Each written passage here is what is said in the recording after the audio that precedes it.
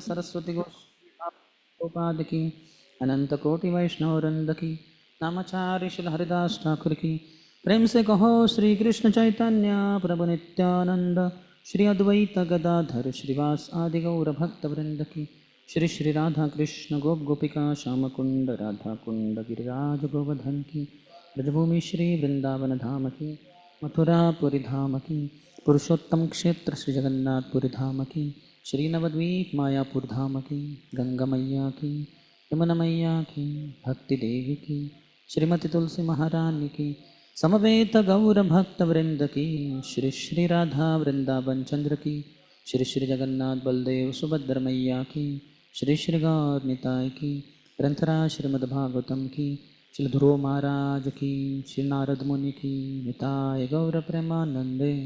All glories to the assembled devotees. All glories to the assembled devotees. All glories to the assembled devotees. All glories, all glories, all glories to Shri Guru and Shri Gauranga. Namam Vishnupadaya Krishna Prishtaya Bhutale Shrimate Bhakti Vedanta Swamine Namine.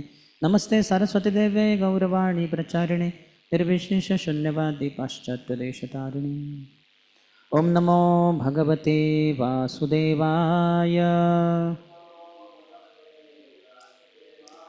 ॐ नमो भगवते वासुदेवाय.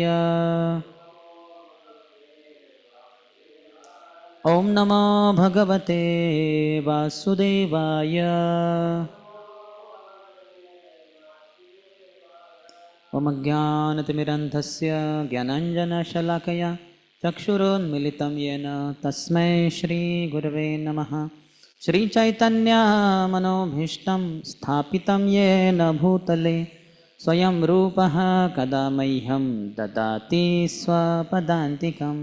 वन्देऽहं श्रीगुरोः श्रीयुतपदकमलं श्रीगुरून् वैष्णवांश्च श्रीरूपं साग्रजातं सहगणा रघुनाथान्वितं तं सजीवं साद्वैतं सावधूतं परिजनसहितं कृष्णचैतन्यदेवं श्रीराधा कृष्णपादान् सहगणा ललिता श्रीविशाखान्वितांश्च वाञ्छाकल्पतरुभ्यश्च कृपासिन्धुभ्य एव च पतितानां पावनेभ्यो वैष्णवेभ्यो नमो नमः.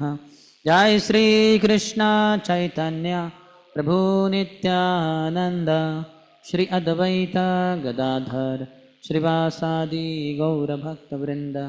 हरे Krishna Krishna Krishna Hare Hare Hare Ram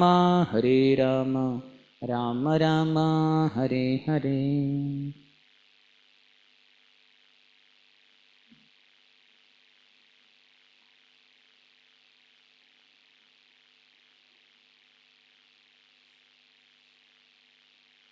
If you close all the doors, windows, how will Dhruva Maharaj go in his plane? Plane will get stuck, no? So Niti Mataji also has to go. So welcome to our continuation on discussion as a part of your Bhakti Vaibhav. The last chapter remaining, that is the 12th chapter. Yesterday we discussed 11th. Any recollection of yesterday's discussion outside the purports?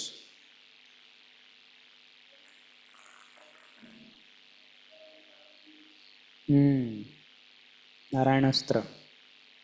So we have been given Chaitanyastra. Hare Krishna Krishna Krishna Hare Hare Hare Ram Ram Ram Hare Hare. Any other?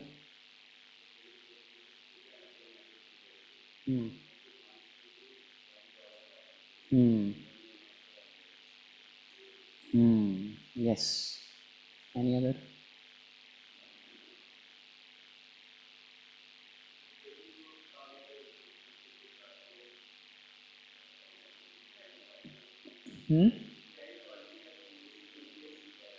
Sadhu, Titikshava, Karunika, Suhruda Sarudina. So Titikshava comes. Here also it came, no?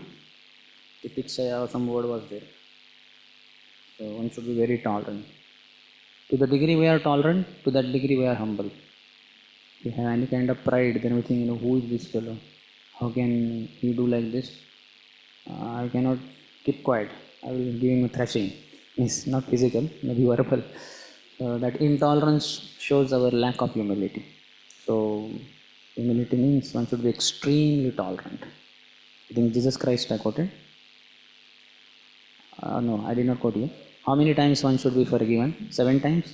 7 times? 70 times. Millions of times. Every time you have to forgive. Yes. Any other?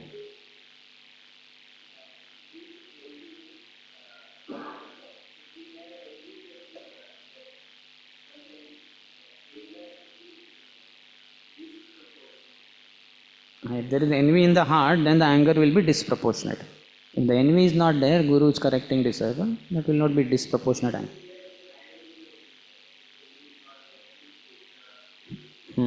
Correct. Good. Any other? Temporary madness. Correct. As long as we are angry, till then we are mad. When your anger is over, you are out of madness. Then you are normal. Yes.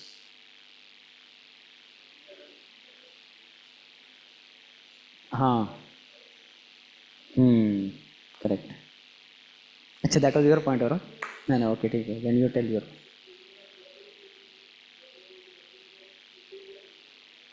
Shrutena?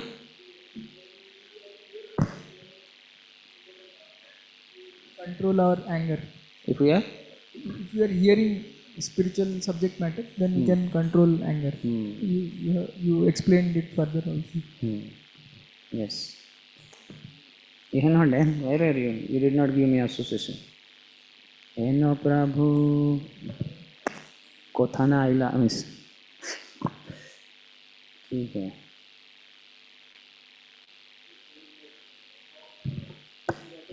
We always, due to ego, we compare with others. We're giving example of somebody having posts, like you're getting president of small center and manager of big temple.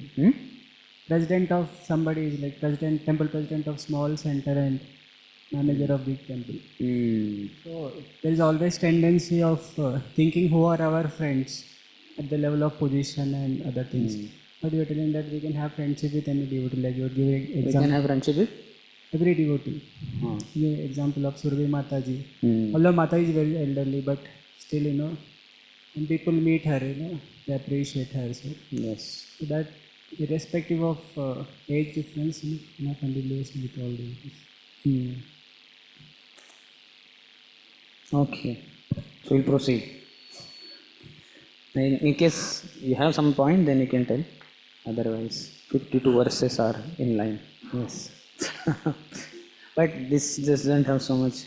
But still, it will take 3 hours. One point you are told that Paramatma doesn't purify the heart. It only gives Smriti, Rapohanam and Jnanam. But Krishna purifies the heart. Srinvatam Svakata. Yes, correct. Very nice. You captured very nice point. So allow Krishna to enter in your heart through the medium of ears. Keep hearing. Not outside thing. Keep hearing Krishna Katha. Any other?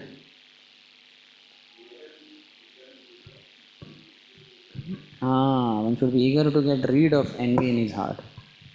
We are many times very eager. And that, in fact, that is our preacher hood, or whatever you call that, hood of a preacher, the head of a preacher.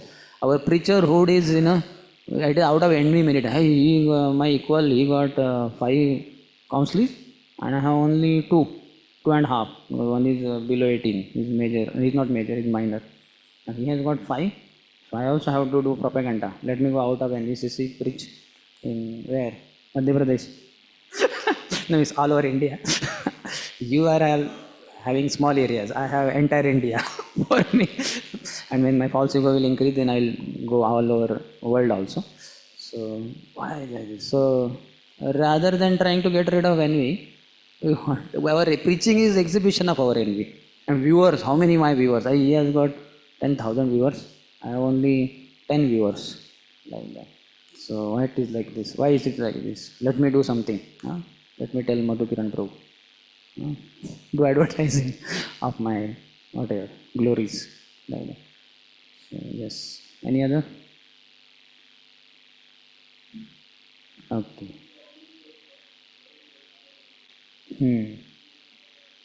Wars are taking place in different countries. So we should be observing Krishna consciousness so that we become oblivious of this.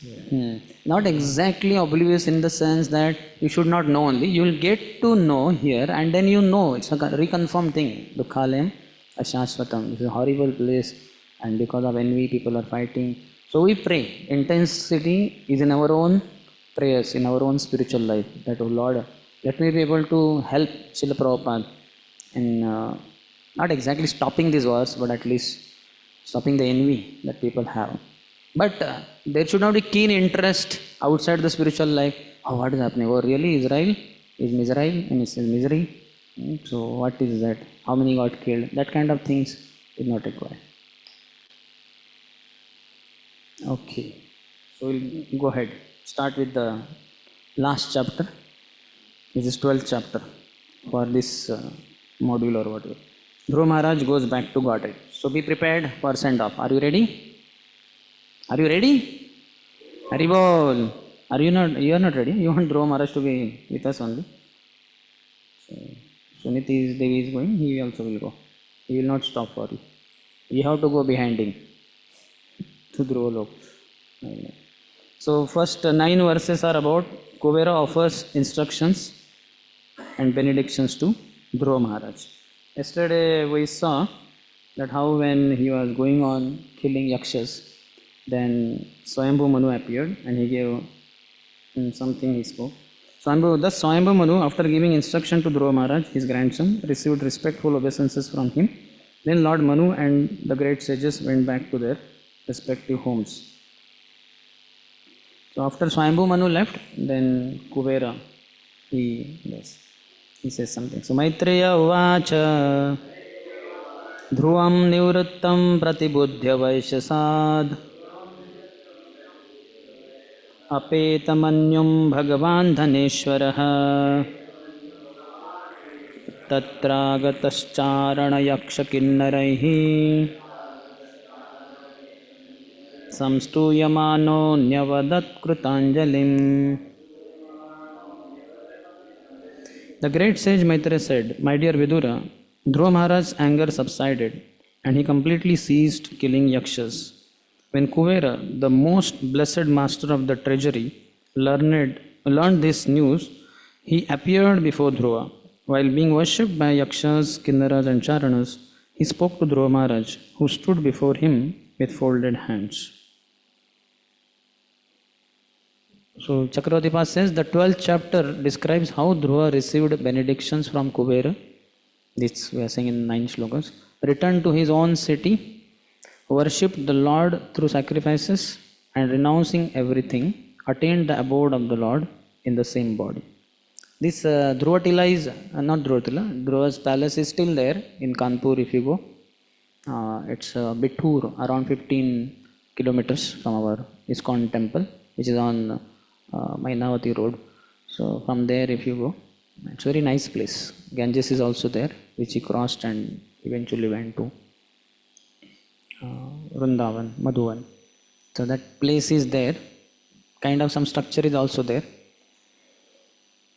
So that is being described here. Second verse. Dhanada uvacha bho kshatriya dayad paritushto te anagha yatvam pitamahadeshad vairam dustyajamatyajaha.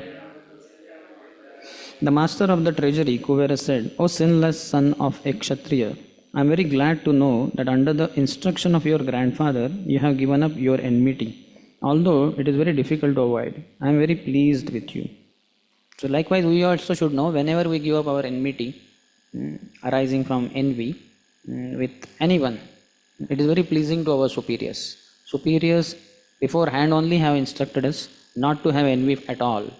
Like Amoga's story, how he became envious of Lord and he wanted to see some faults. So when Sarvabhauma Bhattacharya, his father-in-law, had invited Mahaprabhu for prasadam, he cooked a huge feast. He was personally feeding also, serving also. But in between, to replenish the preparation, when he went inside, that time Amoga took the opportunity, came in and started blaspheming. What a sannyasi! Is this the way? So much he eats and such opulent foodstuff. He right away started blaspheming. Hearing the noisy thing, immediately Sarva Bhattacharya came out and he was wondering what is nonsense. Then he kept the foodstuffs down, the vessels, and he was looking. Then he found there was a stick there. He picked up and wanted to beat him. But then he ran away because he was a young man. Sarva Bhattacharya was old. He came, Sarva Bhattacharya came saying, what nonsense, this rascal. Meanwhile, his wife came from kitchen, she was cooking inside. And she came to know, however, some son-in-law has blasphemed Mahaprabhu. She said, let Shati, our daughter, become a widow. That means let this fellow die. How can our so-called relative, my daughter's husband, be against the Lord? Better she be not having this asatsanga. Such a non-devotee husband, better not have husband only. So then Sarva Bhattacharya pacified, this Mahaprabhu pacified Sarva Bhattacharya. You be peaceful, don't take tension. So anyway, within few days only, this Amog got cholera disease. He lost weight, he was terribly sick, and he was lying on the bed, more or less on the deathbed only. Hearing the news, Sarva Bhattacharya was very happy, let that fellow die. But Mahaprabhu, when he came to know, he at once went to his house, saw him in that pitiable condition, kept hand on his heart and said, Oh Amoga, why do you keep this envy in your heart? This is not good. Your heart, Brahmana's heart, is meant for carrying Krishna there. Why are you carrying envy there? Give it up. So he had to give up envy because he has to otherwise give up his body. So he learnt his lesson in a wrong way or in a hard way. But he understood and he gave up the envy and then he got cured. Mahaprabhu accepted him. So our superiors have already instructed us not to go on with our envy. Otherwise it will perpetuate our reputation of birth and death. But otherwise also sometimes when we fight with some devotee, then if superior comes to know, he calls us, he will again tell us, please do not fight. Why are you? He is immature, or you be at least mature in case that is the case. Or even if he is mature or whatever he is, let him have it. Let go and live freely. We don't let go. We are holding on to some particular position. So that is sign of envy. And then he says, please give up. Just like Prithu Maharaj case, classic case we know. How Brahmaji said, forget it. He is an immature fellow, Indra. Let him have the glory of being Shatakratu, one who has performed 100 Ashwamedh Yagyas. You don't want fame. You just want it for welfare of the citizen. So that is done by 99 only. And by doing 99 this Yagyas, Ashwamedh Yagyas, you will be more famous than Indra who has done 100 Yagyas. Anyway, Prithu was never for fame, but he understood Brahmaji does not want me to go on. He immediately stopped it like that. So we should also give up envy. Every time you give up envy, you will be pleasing your superiors, and by that you will make advancement. So one should.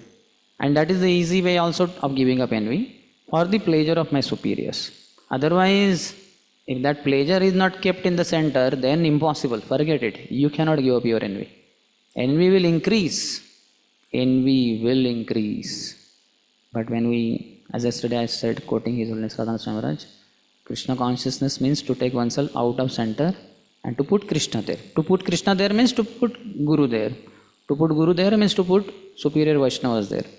And they all want us to give up our envy. How many of you have experienced that your envy was like, not allowing you to let go? I will not ask the details, but you know. So it is very deep rooted, and this is last thing to go. First thing to come and last thing to go out of our heart. All other things can be easily given up also, like lust, pride, greed, anger and illusion. These are very easy. So lust, how to give up? By working very hard for Krishna. Kama Krishna Karma Arpani.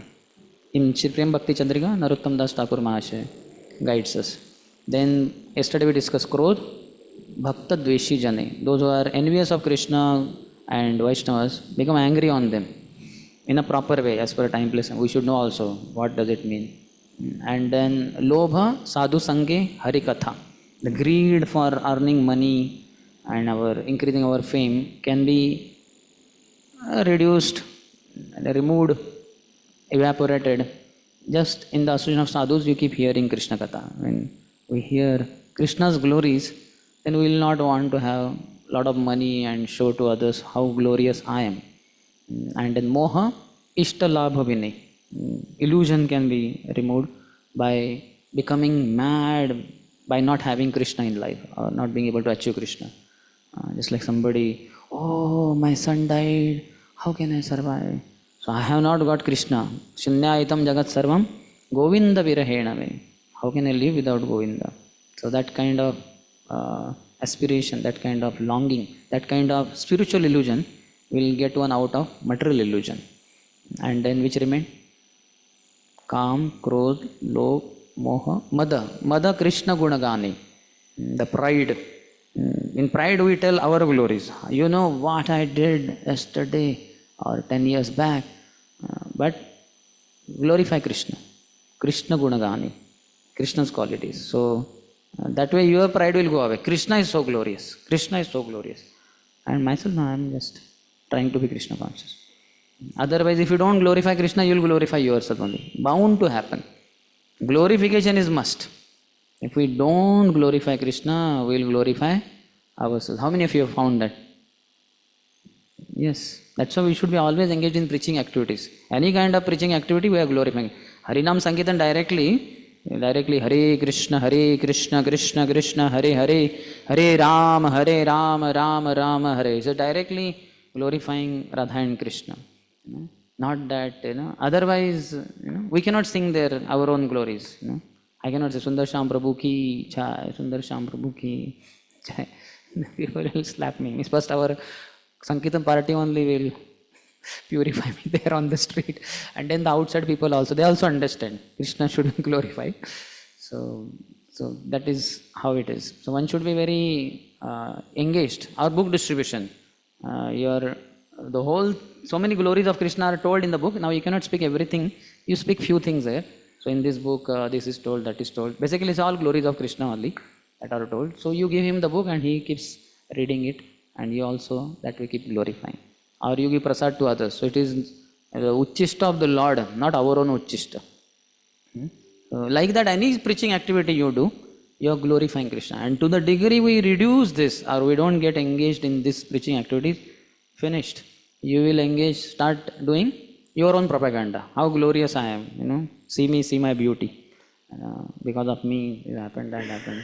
So very dangerous. So that's why 24 hours ideally, we should be engaged in preaching activities.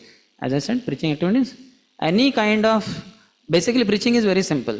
Getting a person closer to Krishna. How you get him closer, that intelligence Krishna will give you as per your sincerity. And Krishna will give you that, By giving prasad also, you can bring somebody closer to Krishna. Simplest way. Everybody can distribute prasad. Even at the food for life stall outside, you just distribute prasad there. Everybody knows it is Krishna prasad, Krishna prasad, Krishna prasad. So he comes closer to Krishna. He will tell after going home in his neighborhood, there I was leaving temple and one devotee called me and gave me Krishna prasad. He was really distributing. And he gave me one more drona also. So simple. Preaching is very simple. Anybody can do, child can also do. And we should be engaged in any of these preaching activities. Like we saw Maharaj, becoming Guru means taking the Jiva back to Godhead. We are not having that potency. But we can bring a Jiva closer to Krishna somehow by giving prasad, then eventually Japmala, 16 rounder. And then we can connect him to some bona fide Guru who will take him back to Godhead. And our contribution is very much appreciated by the Lord. So all these 5, lust, pride, greed, anger and illusion can be engaged, but not the envy. Envy has to be given up. And that is not so easy to give up. First in, last out. But if we have some illusion, moha ishta labha vinay. Just like a man who is in love with a girl called Kalpana. Kalpana, tumhare bina main jeene ki kalpana hi nahi kar sakta. So this is called an illusion. Just like Bharat Maharaj's classic example. The deer, he got so much illusioned by that attachment to deer that, oh, my dear deer, you are like a prince. Where have you gone? Oh, my dear tree, did you see? Oh, my dear deer, did you see? My dear, oh, my dear moon, he is talking to moon. My prince, he was also walking on the surface of the earth. Where is he gone? So much is illusion. He's gone crazy. So like that one goes crazy in illusion, material illusion. So likewise we should have attachment to Krishna and we should feel Shunyaitam Jagat Sarvam Govinda Virahename. I just can't survive without Krishna. Mahaprabhu has shown that. You can read Ante Lila, last few chapters.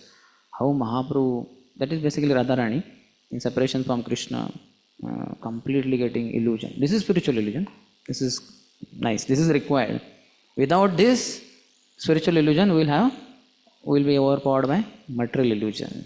Oh, I want iPhone. I have my phone, but I want iPhone. Jina to kya jina? iPhone ki bina. How can I survive without iPhone? And there is a lot of grace for that also. One thing is the whole world is rotating around smartphone, but in that also, center of all the smartphones is iPhone. Ultimately, I want to achieve iPhone with the latest model, 16 Pro or whatever it is. So, this is how illusion takes over. So one should have spiritual illusion. Okay, there are no purport here, but I have a very long purport, kind of summarizing all the future purports. So he is very glad. See, Kuvera is pleased. Dhanada, very nice name he has. Kuvera is there, that is also post, but another equivalent word for his post is Dhanada, the giver of wealth. I am very pleased with you, he says. Na bhavan avadhidyakshan na bhavan avadhidyakshan na yaksha bhrataram tava kala eva hi bhutanam prabhur apyaya bhavayoho. Actually, you have not killed the yakshas, nor have they killed your brother. For the ultimate cause of generation and annihilation is the eternal time feature of the Supreme Lord. According to one's karma, somebody is supposed to die at that time. So then somebody, other person will be inspired. He is already eager to kill someone. So then he finds that fellow only, because his time for death has come. So he will only exactly come and he will kill him by any means and done. But now because this fellow took the law in his hand, so he also got implicated in the laws of nature, like that. But the person who died, in one sense he had to die. He was supposed to die. Anyhow he would have died only. That doesn't give permission, liberty to keep killing others, saying that that was his karma, I was inspired by the divine something within. That was the case with that, Ramaiah or somebody, Raman.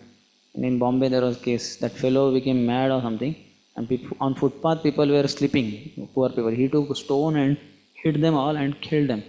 And when it became court case, then he said, it's like, from God from within gave me inspiration to kill them. He did not have, in one sense, personal enmity with them. So the judge was wondering what to do now. Should he be hanged or not? Complicated case.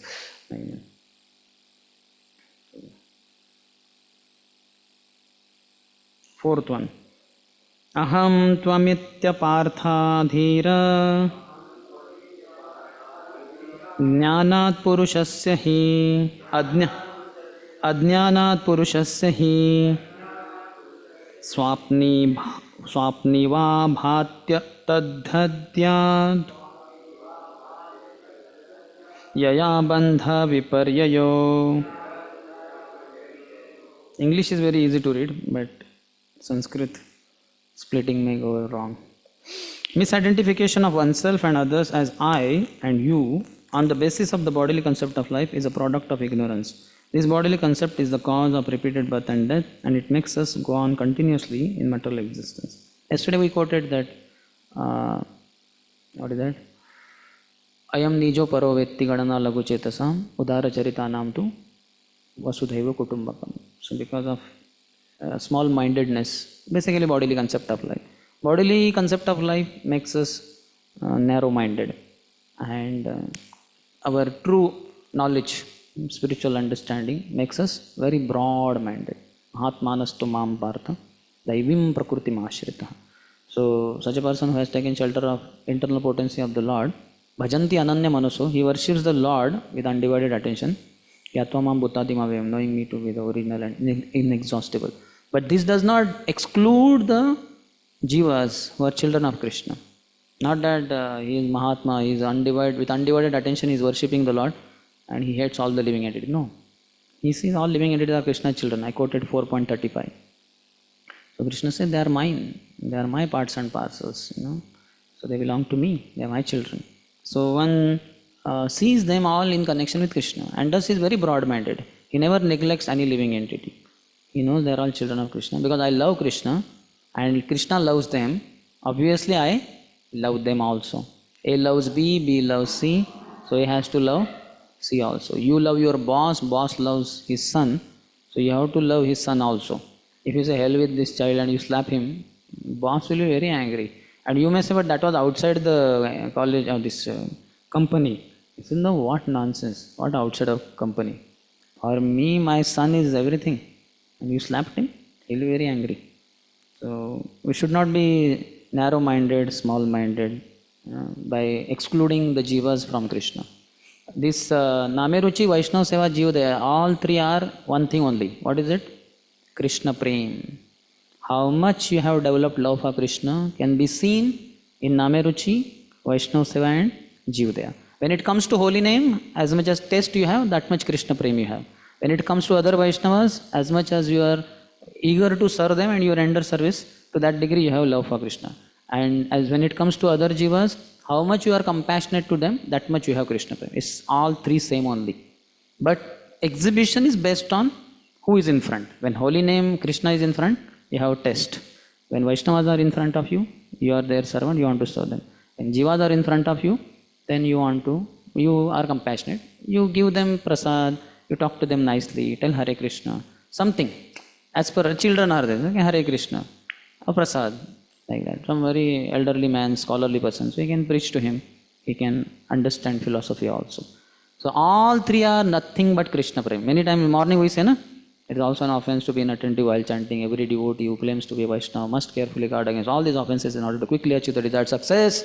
Krishna Prem. Many times it's a vague idea only. Krishna Prem. What is it? I don't have Krishna Prem. Yeah, that is good to think like that.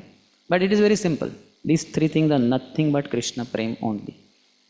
So have test for chanting. How much can you chant in a day? How much can you serve Vaishnavas in a day? How much you can be compassionate to the other living entities, despite their frailties, their mistakes, their mistreatment to yourself.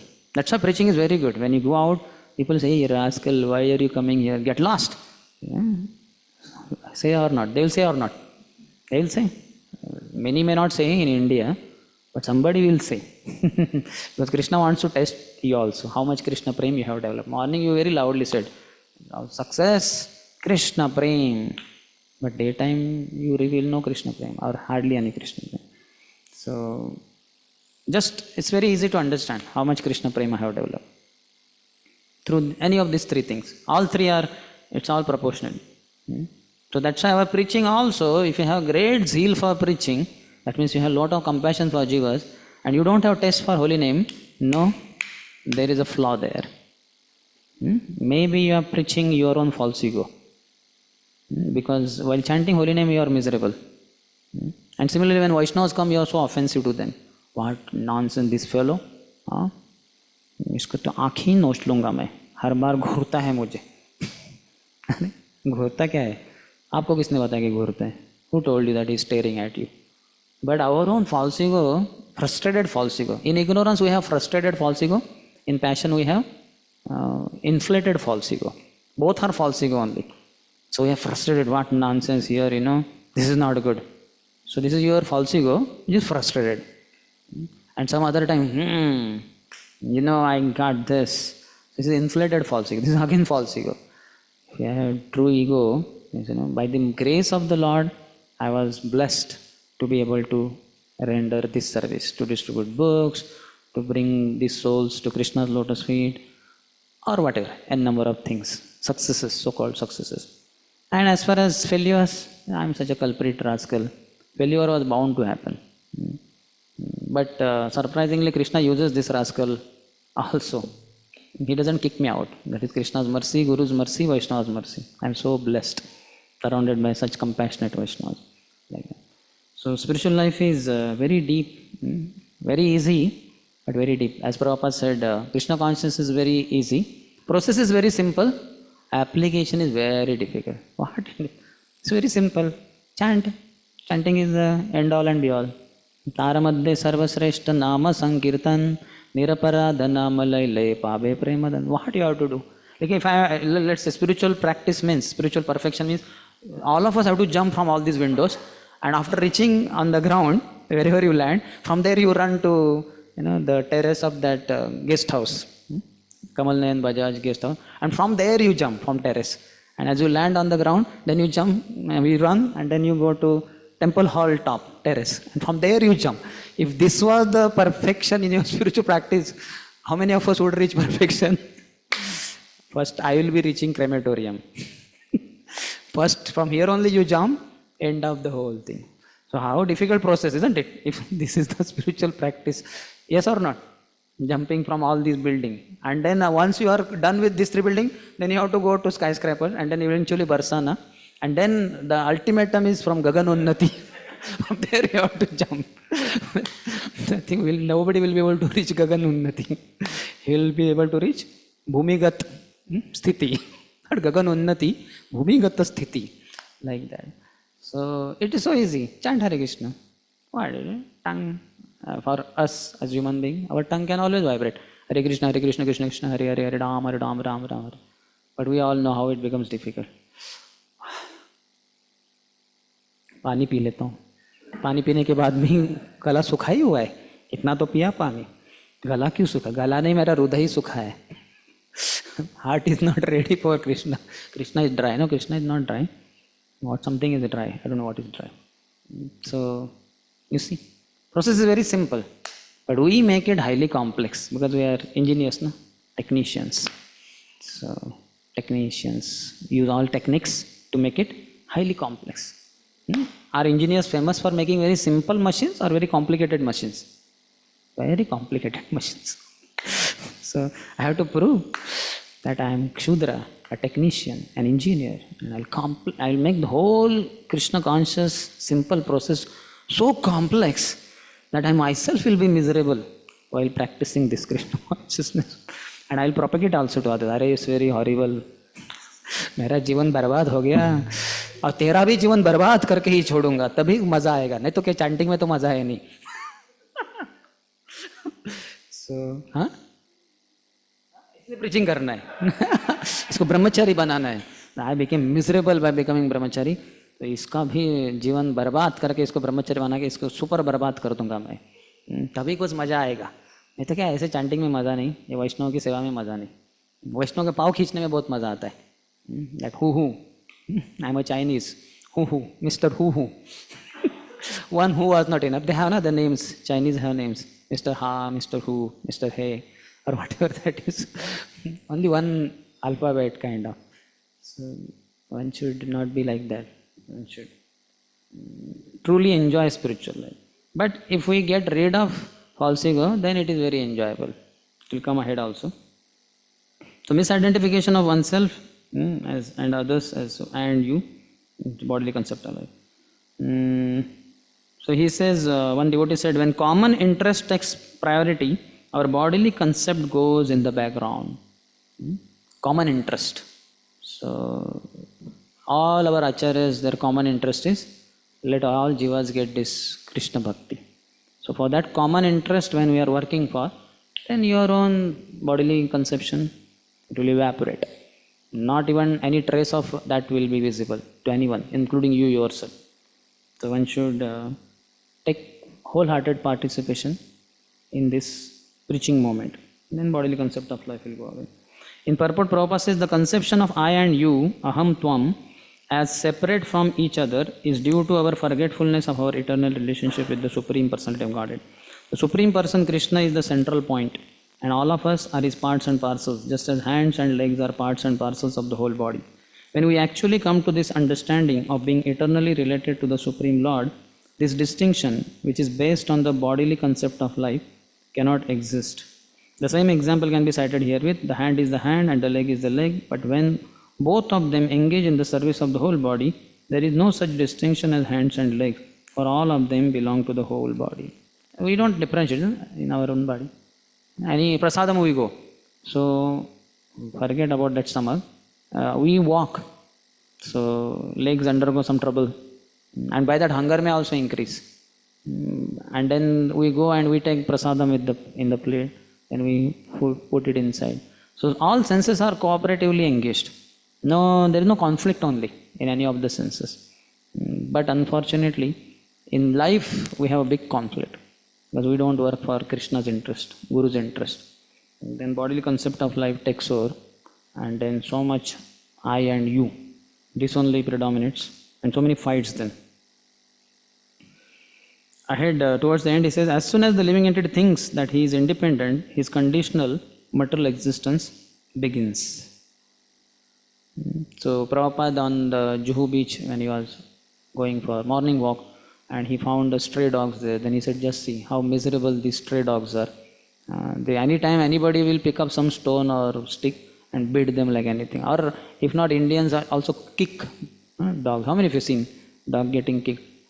Some people are fearless. The dog will bite, that fear is not there. This fellow is only going to bite the dog. He's Maha dog. So like that, big dog. But then there were, on the beach only, there were very rich millionaires in Bombay. So they were having their own pet dog with a belt around and tied with a chain or rope. Prabhupada said, just see how fortunate. And then that famous sloka of who? Prabodhanand Saraswati, Sanath and Anath. Stray dog is Anath, orphan. Whereas this rich man's dog is Sanath. He has got master. Sanatha Jivitam. I'm so fortunate I got a master. Actually, every dog is looking for some master. And when they get such a master, they feel so happy. And they show the high degree of loyalty. To the degree they find the master is so loving, to that degree they express loyalty. The dog of Shivaji Maharaj on Raigad Fort, if you go, Raigad or Rajgad. So then when Shivaji Maharaj left his body, when his body was cremated, funeral pyre, when they set the fire, the dog felt so much separation from him, he jumped in the fire. Master, how can my master go? So he jumped. So there is a samadhi of that dog also on the top of Raigad or Rajgad fort. Vaghya, his name. His samadhi is there separately. So we should also be dying for that common cause, for that common interest. Otherwise, to the degree we are keeping our identity separate from that common interest, to that degree our bodily concept of life will overpower us, and envy will come, lust will come, all anarthas will ensue. Envy is there, lust will come, greed will come, pride will come, illusion will come, everything will come. All the five, lust, pride, greed, anger, illusion, you put them all together, make a ball. What that ball is called as envy. All five put together. So when envy is there, lust will develop. When it comes to opposite sex, it will be lust. Then when it comes to money, then it will be exhibited as greed. Likewise, it will be exhibited. So one must get rid of these lower natures. In Chakravartipad's commentary, he says, from ignorance, from absorption in the body, man's intelligence, thinking of I and mine like a dreamer, by which bondage and suffering arise, becomes useless. Intelligence becomes useless. And he says, atadhyanat means from thinking only of the body. From this arises samsara, bandha, and the opposite of the jiva's knowledge and bliss, ignorance and suffering. So bodily concept of life is condemned like anything. So one should not be in the bodily concept. We have to all get rid of it. Struggle is there, But it becomes easy if we just take ourselves out of center and put Hari, Guru or Vaishnavas there. Fifth one. Tadgacha dhruva bhadram te bhagavantam adhokshajam sarvabhutatma bhavena sarvabhutatma vigraham. My dear Dhruva, come forward. Who is saying? Kubera. May the Lord always grace you with good fortune. The Supreme Personality of Godhead, who is beyond our sensory perception, is the supersoul of all living entities, and thus all entities are one, without distinction. Begin therefore to render service unto the transcendental form of the Lord, who is the ultimate shelter of all living entities. So this is not like Mayavadi, no? All living entities are one only. So that is supreme, highest offense to Lord and His parts and parcels also. This is highest in terms of full knowledge. So full knowledge is all living entities are one, and full ignorance is all living entities are one. Understand? Full ignorance is Mayavadi knowledge, in which one thing all are one only, one with the Supreme. And this side, pure spiritual, all are one, all are Krishna children. They are all one in quality, Satchidananda. Just because of their karma or whatever, they are in different bodies. So why to be hateful towards some jivas, and why to be pampering other jivas? Why can't you see on the soul plane and treat them all equally like that?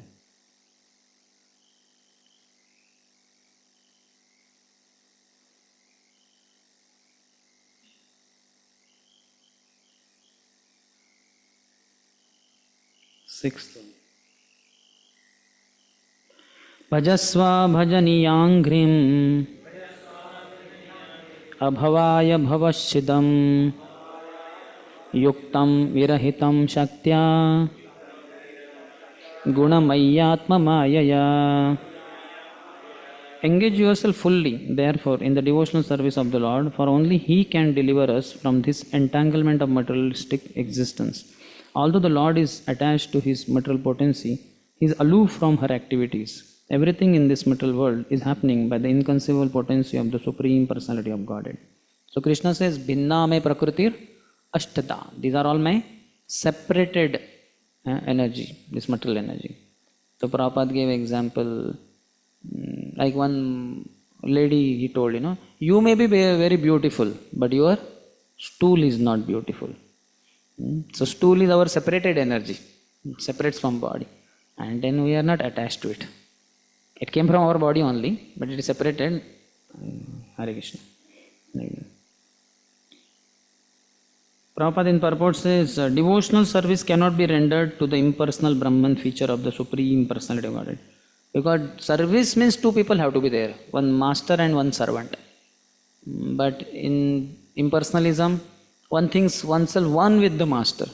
So devotional service cannot exist only. That is the foolishness of impersonalism. So Chakravarti Pad says, so he joined to Maya Yuktam because she is his Shakti, but detached from her Virahitam because she is not his Swarupa Shakti. That is Antaranga Shakti, made up of Sandhini, Samvit, Ladini. So it's separated. That's why it's detached. Here the message is engage in the devotional service to the Lord. So the Jiva is in between, marginal energy, Tatastha Shakti. So he has the right, he has the choice, either to be in external potency or internal potency. When he is engaged in, entrapped by the material energy on the basis of his desire to lord it over the material nature, then he gets stuck. This situation is called Yuktam. For devotee, the Lord is present even in the material energy. Lord is there. If you see Lord Garbhodakshay Vishnu lies on Anantashesh, from his navel comes that stem and lotus, and on that Brahma is born. So it's not like somebody externally inserted the stem in the navel of Lord Garbhodakshay Vishnu. It is part of his body only. That's why Sarvam Khalu Idam Brahma. Everything is spiritual. And within that all planetary systems are there. So it's all spiritual only. Nothing is material for that matter. So the devotee can have that vision. The Pruthak Bhav is there, separatist mentality. Bhakti in 3 modes, whether goodness, passion or eros. Lord Kapila says to devotee, you might have studied earlier. So everywhere the word is the same, Pruthak Bhav or Pruthak Drishti, but Pruthak only. Separatist mentality. He just can't see only the oneness there, how it is all connected to Krishna. It's all Krishna's energies only. So that is not. Whether jivas or the ingredients, the things or the people, personalities, the living entity, they are all connected to the Lord only. But that vision is not there because of ignorance. Separatist mentality continues. So one should not continue with that separatist mentality. One should be able to see how they are all. That's why then that Manav Seva can be in the true sense. Because Madhav Seva, you understand, they are all children of Krishna and I have to connect them to Krishna. Otherwise you don't know anything about God, Madhav, and you are only engaged in the bodies of the people. Then only service is rendered to body, at best to subtle body. Mind, intelligence, false ego. And there is no service rendered to soul, of which the person is not aware only. So then it doesn't become really Manav Seva. It becomes Apa Seva. Just like social welfare workers. They are the worst people in one sense. Why? Because they say, hey, don't worry about God. What God gave, we gave. You worship us. Like that. You know that in communists and all, they would go outside churches when people would come out. So you prayed? Yes. Prayed to whom? God. What did you pray? Give us our daily bread. Did you give anything? No, nothing. Now you pray to us. Okay, communists, please give us bread. Immediately they have a truckload. Take this. It's all for you, as much as you want. So who is better? Your God, whom you prayed so long and got nothing? Or us, you prayed once and you got? You are better. These kind of foolish people also. They don't understand who gave the communists the bread. They did not produce from their body. They used the material ingredients, and material nature herself only comes from the Supreme Lord. So that's why Bhakti Thakur says that the pujari in temple who is ringing bell, his ringing bell is superior to millions of welfare workers put together. Don't quote this outside. People will not accept it. They may beat you like anything. What nonsense you are speaking. Yeah, because that fellow takes one away from Krishna. Whereas this fellow, while ringing the bell, it is in assistance with an item being offered, whatever it is, agarbatti, ghee, lamp, or and all those are nothing but Prithvi, Aap, Vayu, Tej, Akash. So he's saying the whole thing should be offered to Krishna because everything belongs to Krishna. Earth through incense stick, fire through ghee lamp, and a peacock feather fan. Air through peacock feather fan, and sound through conch shell. So everything, and our intelligence, our mind focused on. So everything comes from Krishna, everything belongs to Krishna, should be used in the service of the Lord. So that's what that pujari is declaring. In fact, Ghanti is not even offered. Ghanti is just an assistant, that bell. So, but then the bell rings, then people are watchful. Because otherwise, if he doesn't use bell, and is only offering incense stick, then ghee lamp, people will not understand. So when Ghanti, what is that? Oh, Aarti began. So just that ringing of the bell is superior to all the social welfare activities done in the creation. Social welfare activities means only catering to body or mind, kind of. So that is 6th. Then 7th. Vrunihi kamam drupayan manogatam mattastvam autana pade avishankitah varam varahor ambujab nabhapadayor anantaram tvam vayamanga shushruma. My dear Dhruva Maharaj, son of Maharaj Uttanapad, we have heard that you are constantly engaged in transcendental loving service to the Supreme Personality of Godhead. who is known for his lotus navel. You are therefore worthy to take all benedictions from us. Please, therefore, ask without hesitation whatever benediction you want from me. In the middle, Prabhupada says, to be a devotee is therefore an exalted position. Mukti Devi. He quotes basically the paraphrased translation of the verse of Srila Bilva Mangal Thakur, who says, Bhaktistvai stiratara yadisya daivena nah palati divya kishora murtihi mukti swayam mukulitanjali sevyate asmat dharmartha kamagatayah samaya pratikshaha. And so that ever since I have been performing bhakti to you, O Lord, stiratara, stira bhakti, nishtha, yadisya, if it happens, daivena nah palati divya kishora murti. So in nishtha stage, because passion and ignorance is subsided, one is in goodness, so the divine couple, the Jugal Jodi, Radha and Krishna, Divya, or Krishna at least, Kishora Murti, Krishna in Kaishor. In Bilomangal Thakur's book, I have read recently, so there he uses the word Shishu for Krishna. So Shishu one may, and one may feel this one, but no, that Shishu means Kaishor Avastha. It is not Kumar, it is not Yauvan also, before Yauvan, Kaishor, so he is referring. And here it directly comes. Here he doesn't use Shisha or whatever. Here, Divya Kishora Murti, Krishna in Kaishor age, young lad. Mukti Swayam Mukulitanjali Sevate Asmat. So that time, because we are engaged in the service of the Lord, Mukti Devi is waiting at the doorstep, saying, oh my dear Bilva Mangal, may I come in and render some service to you, sir? No, Mrs. Mukti Mataji, I'm sorry, I'm engaged in bhakti. So when you are engaged in the service of Supreme Mistress Bhakti Devi, one of her maid servants, Mukti Devi, is not required. What will she do? Not required. You are engaged in the Supreme Mistress service. And then Dharmartha Kama Gataya Samaya Pratiksha. So if Mukti is waiting there, so what to speak of Dharma, Artha and Kam? They will be far behind there. They are long in the waiting list. They will never get entrance only. Mukti is aspired for by so many people. 8th one. Maitreya Uvacha Saraja Rajena Varaya Chodito Dhruvo Mahabhagavato Mahamatihi Harau Savavre Achalitam Smritim Yaya Taratyayatnena Duratyayam Tamaha. The great sage Maitreya continued, my dear Vidura, when thus asked to accept a benediction from Kuvera, the Yaksharaj, king of the Yakshas, Dhruva Maharaj, that most elevated pure devotee, who was an intelligent and thoughtful king, begged that he might have unflinching faith in and remembrance of the Supreme Personality of Godhead.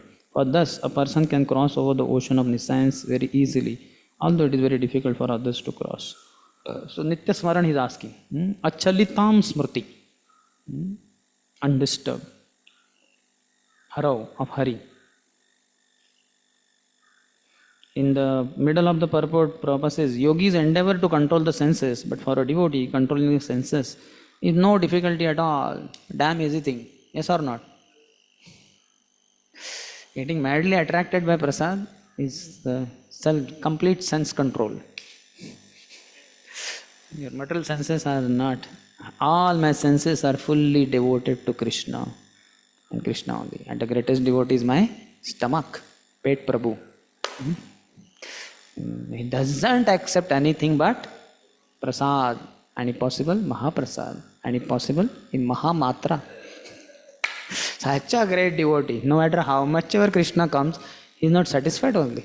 Always ever ready for more Krishna to get in, to come in. So that's a perfection. That is full sense control. Prabhupada says one of the ways to control the tongue is to test only Krishna Prasad. So when first time I read, what is this? ये तो गलत लग रहा है.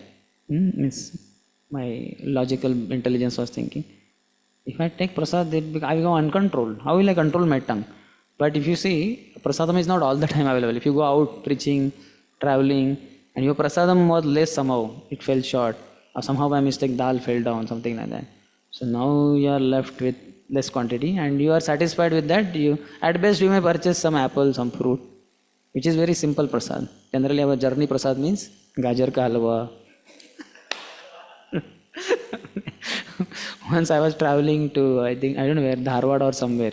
So 2-3 varieties of devotees provided me prasad at different station. And I had such a huge feast in the train, and then it was too much quantity. So then I went for food for life at Hubli station. How many of you seen Hubli station? Nobody, huh? It's a long platform, very posh also. Recently somebody told me it is the longest platform in the world or something. So whatever, but a very posh platform, station. So I got down from the train. I knew it is for 5-10 minutes it halts. So I went walking. It is such a posh and high class platform. No beggar only there. walking. And I was wondering what to do now. Who will take? So after walking, maybe not half kilometer, little less than that. So I found the sweeper ladies were there in their blue saris with the broom. So then I asked one of them, Mataji, if you don't mind, can you take this prasadam? This is offered to Krishna. It was my journey prasadam. It is nice only. She said, okay. I said, don't throw it. It is Krishna prasad and all that. And then I gave it to her, the bag, and I came back. Afterwards, I was thinking, once she opens and sees, my God, this sadhu, this is his journey prasad. In temple, what he might be taking then? Hope she doesn't think about, she doesn't get bewildered about my prasadam. It was high class. Gajar ka halwa. So once Radheshyam Prabhu announced also, you brahmacharis fellows, you take gajar ka halwa in your journey prasad, at least don't take it on the lower berth. Go to upper berth. So the other passengers don't see. That in our power. They like, Sadhu Maharaj, जबरदस्त है. Journey prasad में गाजर का हलवा और इतना घी में हाथ सब पूरे चमक रहे घी से. So हम बड़े बाप के बड़े बेटे, बिगड़े हुए बेटे हैं, बड़े बेटे भी. Live life king size. Live life with the king, then it is king size only. So anyway, unless one is blessed by Kuvera, one cannot become a king. So the word for Kuvera here is Rajena. Raj. That Ena is Tritiya, by the king of kings. So all the people in the world who are considered king, they have wealth. But that wealth is all just a small portion of what wealth Kuvera has. And by his blessing only they can have so much wealth. So that's why his name is Raj. Unless one is blessed by Kuvera, one cannot become a king.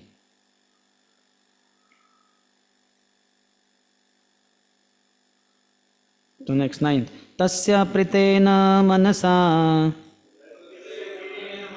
tam dant tvaida vidatstataha Pashyanto antardadhe sopi swapuram pratyapadyata. The son of Idavida, Lord Kuvera, was very pleased and happily he gave Dhruva Maharaj the benediction he wanted. Thereafter he disappeared from Dhruva's presence and Dhruva Maharaj returned to his capital city. So he is son of Idavida. I'm not sure, but he is some maybe brother of Vishrava, who was Ravana's father. So they are as such having connection. Or maybe Vishrava had 2 wives. Something. In purport, Prabhupada says, why did Dhruva Maharaj take a benediction from a demigod? The answer is that for a Vaishnava, there is no objection to taking a benediction from a demigod if it is favorable for advancing in Krishna consciousness. The gopis, for example, worshipped Katyani, a demigoddess, but the only benediction they wanted from the goddess was to have Krishna as their husband. Morning, His Holiness Maharaj, Bhakti Vaishnava Maharaj gave very nice understanding also. So we don't have any. Prabhupada says demigods are the best friends of devotees. All demigods are our friends. And we can ask them anywhere we come across them to give us blessing so that we can make advancement. They are senior devotees. A Vaishnava, towards the end, a Vaishnava is always respectful to everyone. So when Kuvera offered him a benediction, he did not refuse it. But he wanted something which would be favorable to his advancement in Krishna consciousness. So be respectful to demigods also. We don't have any personal enmity with them.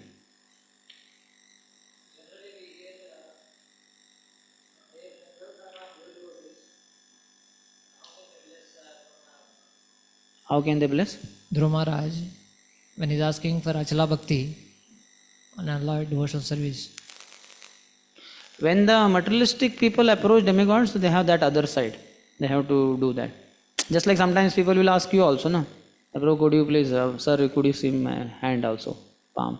So we may say something. So that way they have the two sides. But they are Vaishnavas also, though Mishra Bhaktas maybe. But some of them are very pure also. Varun I think was approached by Hiranyaksha, saying that offer me daan do. Kiska daan? Fight. I want to have a duel with you. Said, you rascal, I am old now, what can I fight? But Lord has appeared now, go to Brahma, there you will find, and you fight with him. So they are devotees. They can offer. Every devotee can offer us Krishna Prem to the degree he has it. Mancha kalpatarubhyasya. So they can give you Krishna's mercy to the degree they have it. So to the degree the demigods have it, different demigods will have different, they will be able to give you. Shanidev has offered prayers to Lord Narsimhadev. The prayers are there in Puranas. And the other day Vishwara Prabhu was also saying how Shani was a pure devotee and all that. So they all have devotees of the Lord. They are all limbs of the body of the Lord. Deva Narayana Angaja. And sometimes they may have the... One thing is they have other side. Like Shiva also, he said in Rudragit, that is not yet covered I think here. That's in 24th chapter, up 4th canto only. You will study later. So he says, my followers, they ask from me material benediction.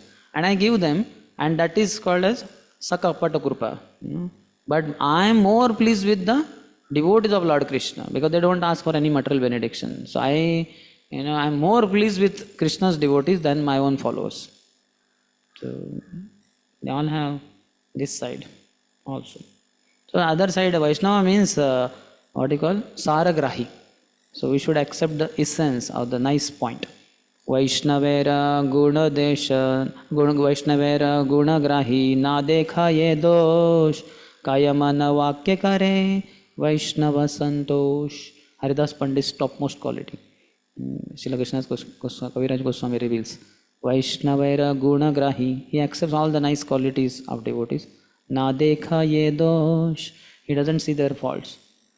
Kaya mana vakya, with his body, mind and words, Vaishnava Santosh. He is engaged always in serving the Vaishnavas. So we should be Saragrahi. As far as the other side, what have we got to do with that? I give an example of potato we purchase. All of us have seen in childhood. Now also maybe in kitchen. We purchase potato and some part of the potato is rotten. It's dark, black like that. Do you throw away the potato? No. What do? We are peeling the potato with the peeler. So when that portion we see, then we don't use it as peeler. Then we use the top pointed part, sharp. And then we cut out that black portion, throw it off. And then the potato is anyway peeled. Then we cut it and use it for cooking. So only that part we throw away. We don't accept that. Potato we don't throw away. Potato we use. So like that, every Vaishnava, sometimes some other part also may be there. So that you should not accept. That you remove. But overall it is good. Accept that. Now 10 to 16 is Dhruva's glorious rule and retirement or renunciation.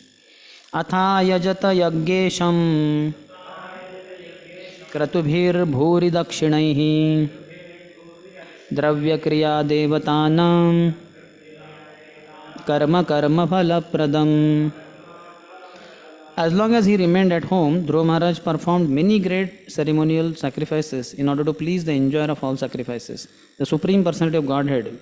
The Supreme Personality of Godhead. Prescribed ceremonial sacrifices are especially meant to please Lord Vishnu, who is the objective of all such sacrifices and who awards the resultant benedictions.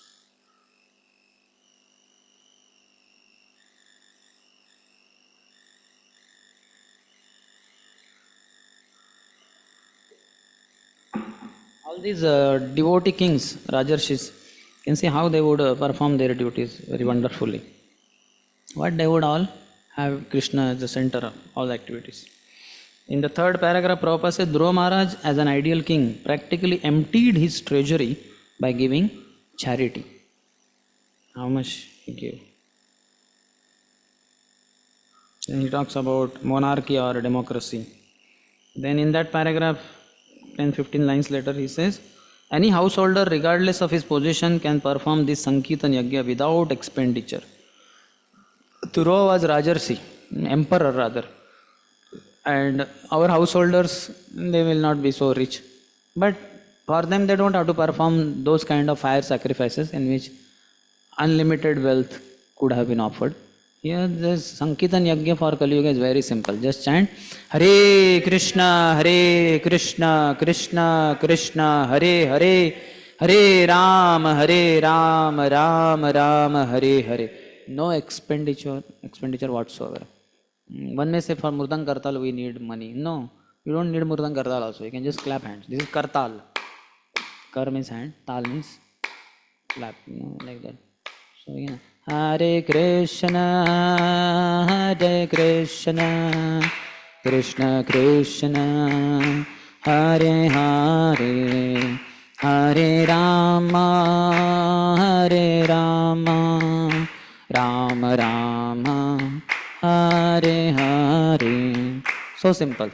Anybody, anywhere, anytime. That's Sankirtan. Child can also participate. Even a dog can participate. That in Varkari, that movie you saw, one deer was running with Varkaris. And when Katha they would stop, then the deer also stopped. And just not going, sitting, hearing. Like that. And in one foreign ISKCON temple, one cow would come for attending Bhagavatam daily, whatever time, that 8 o'clock dot, she would be there and attend whole Bhagavatam class, and she would sit exactly on Mataji's side only. Maybe some ISKCON Mataji only for previous life. Or maybe Prabhuji who wanted to be on Mataji's side. So got opportunity to fulfill that desire also. But wanted to attend Bhagavatam also, knowing that this Abhadra of being on the Mataji's side also will be removed by hearing Bhagavatam. So very fixed. I think that book is there, Animals in Krishna Consciousness. Who has written? Some devotee in ISKCON has written. So this is one example, cow. Huh? Huh. Okay. Very nice. In that, this cow story is there, I think. Then just 2-3 lines later, Prabhupada said, the Krishna consciousness movement is based on this principle. Chant Hare Krishna mantra at every moment, as much as possible, both inside and outside the temples, and as far as possible distribute prasad. See, if you want, you can underline. The Krishna consciousness movement is based on which principle? Chant Hare Krishna mantra at every moment, as much as possible, both inside and outside of the temples, as far as possible distribute prasad. So 24 hours we have to chant Hare Krishna. Don't become tired. Then one line later, simply by liberal distribution of prasad and Sankirtan, the whole world can become peaceful and prosperous. When Prabhupada was approached by one, top police officer of New York City, saying that so much crime in our city as well as in whole America and all over the world. So crime, why and what to do? So Prabhupada said, this is only because we are the first class criminals from Golok only. He committed crime there of separating ourselves, disobeying the laws of God there. So we came here, so we are continuing our criminal part here also. So it's very simple. If you want to get rid of crime from your New York City, we just want your little assistance. We'll remove it all. So what do you want? So just allow us to have Sankirtan on all the streets of New York and also give us some funds for distributing free prasad to all. Just simple. So then he said, I need to put a word to superior. He was in one sense helpless. Personally, he might have been convinced, but what to do? He was not the top official. So that could never get materialized in one sense. Officially, ISKCON never got funds. But in, I think New Zealand, ISKCON has got a lot of funds by government only. So a lot of food for life happens in New Zealand by government's aid. they provide a lot of donations. So somewhere it happens, sometime it doesn't happen. Then we collect from our donors only, if the government doesn't help.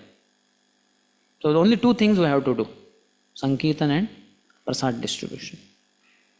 Then last paragraph beginning, although Dhruva Maharaj was a great devotee and had nothing to do with these sacrifices, to set an example to his people, he performed many sacrifices and gave all his wealth in charity. For as long as he lived as a householder, he never spent a farthing for his sense gratification. Jai, ideal grahastha. Nothing for himself, everything for Krishna only. 11th, Sarvatmani achyute asarve Tevrogham bhakti mudanvahan Dadarshatmani bhuteshu Tamevavasthitam vibhum. Dhruva Maharaj rendered devotional service unto the Supreme, the reservoir of everything, with unrelenting force. Means like very strict, While carrying out his devotional service to the Lord, he could see that everything is situated in him only and that he is situated in all living entities. The Lord is called Achyuta because he never fails in his prime duty to give protection to his devotees. Yomam pashyati sarvatra sarvam jamai pashyati tasyaham na pranashyami sachamena pranashyati. One who sees me in everything and everything in me, for him I am never lost, nor is he ever lost to me. So Dhruva Maharaj could see that everything is situated in the Lord and he is situated in all the living entities.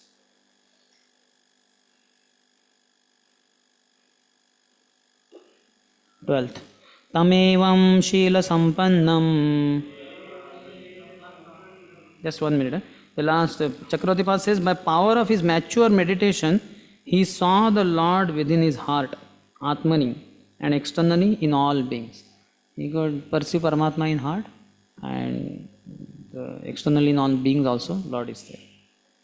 Tamevam Shila Sampannam Brahmanyam Dinavatsalam Goptaram Dharmasetunam Menire Pitaram Prajaha.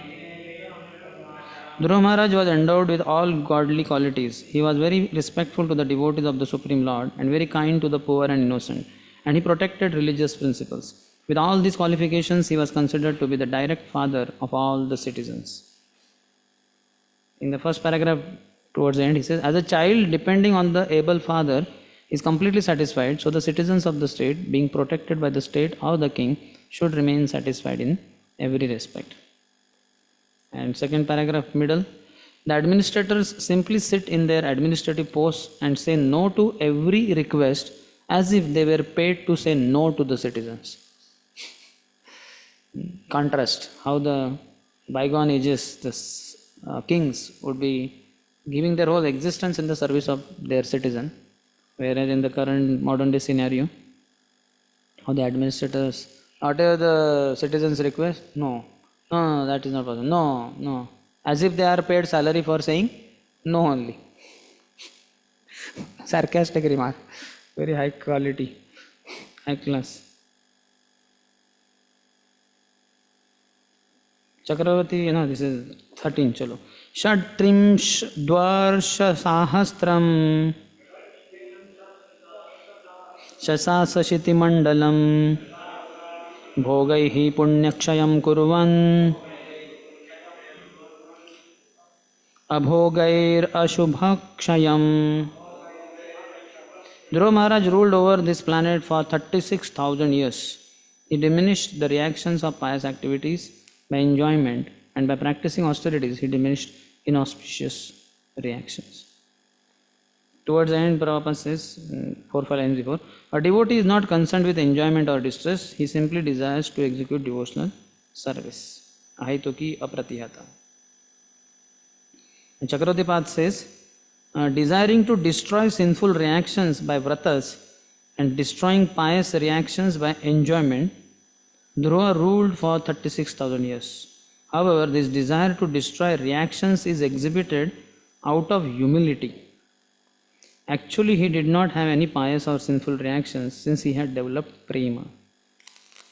But so to say, he also accepted. That is his humility. 14th.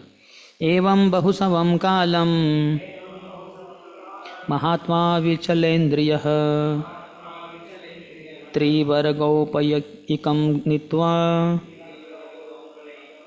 Putrayadannurupasanam.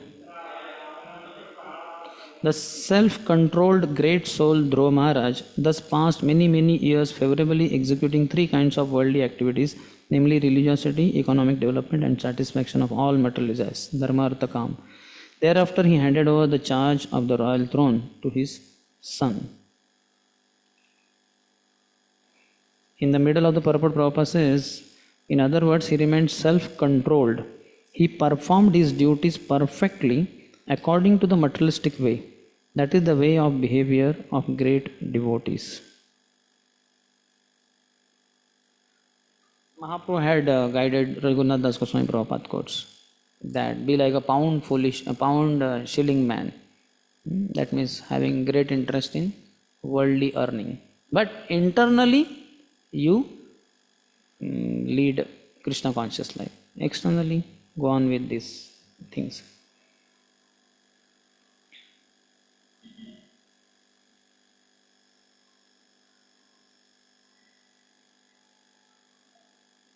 Fifteenth.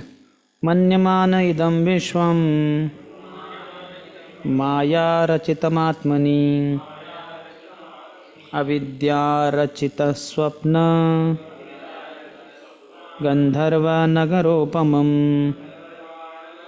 Srila Dhruva Maharaj realized that this cosmic manifestation bewilders living entities like a dream or phantasmagoria because it is a creation of the illusory external energy of the Supreme Lord. Gandharva Nagar. Hare Krishna. Thank you. This gap, I don't know how to. Could I have something? That table is not good. This gap was there, so it slipped through this. Do we have some hard surface? Maybe the pad is better. Thank you.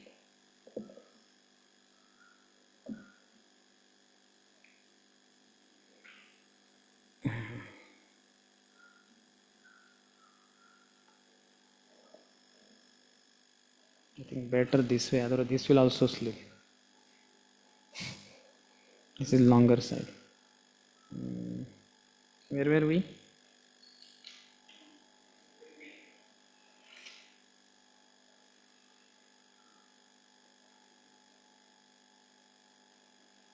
So Gandharva Nagar, Prabhupada talks Gandharva Nagaropamam. Behind this shadow creation, there is a reality, the spiritual world. A devotee is interested in the spiritual world, not its shadow. Since he has realization of the supreme truth, a devotee is not interested in this temporary shadow of truth. Basically, Mayavadi say Brahma Satyam, Jagat Mithya. That only spiritual reality is there, they are out there. And here, this all Jagat is all Mithya. It's all false, but it is not false. So any Mayavadi claims like this is mithya, so you can say that you run through this wall because that is mithya, na? It doesn't exist. So if he is really a Mayavadi, he will run, and that will be the end of his Mayavad, because Mayavadi will only die by hitting the wall. But there is no true Mayavadi in the world today, so nobody will dare to run through the wall. They will say, no, it's okay. I accept the wall is there. It is not mithya. So then you can tell him it is there for temporary period, but it is there. It does exist.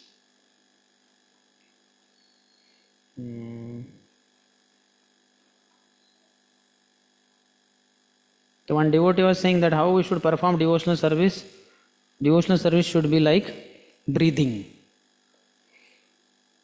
It goes on non-stop. And even without our knowledge. Night time also we are breathing. Though we are so to say unconscious, but we are breathing. So devotional service should be performed like that, non-stop.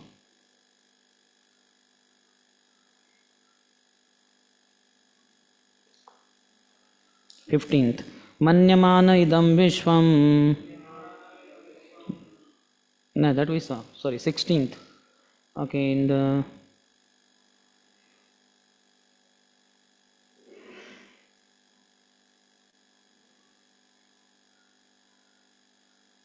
okay, 16th. Atmastrapatya suhrudo balam vruddhakosham antahpuram parivihara bhuvascharamyah भूमण्डलं जलधिमेखलमाकलय्य कालोपसृष्टमिति सप्रयो विशालाम्. Thus Dhruva Maharaj at the end left his kingdom, which extended all over the earth and was bounded by the great oceans. He considered his body, his wives, his children, his friends, his army, his rich treasury, his very comfortable palaces, and his many enjoyable pleasure grounds to be creations of the illusory energy. Thus, in due course of time, he retired to the forest in the Himalayas known as Badrikashram. All of us have given up our own things and joined as brahmachari. But what we have given up is hardly anything. How many of you had your own house, which you had earned by your money? We were renting. The wives only were staying mainly. So wife, children were not there. Treasury, some few rupees, few lakhs rupees, that you gave it to your parents. Not a big deal. So nothing like what Dhruva Maharaj had. So his renunciation is really amazing. We cannot say, yeah, I also gave up like that. No. His was vast amount of treasure. 17th. 17 to 35 are the Dhruva ascents to Dhruva Lok. Maybe we'll take break. Any question before we break?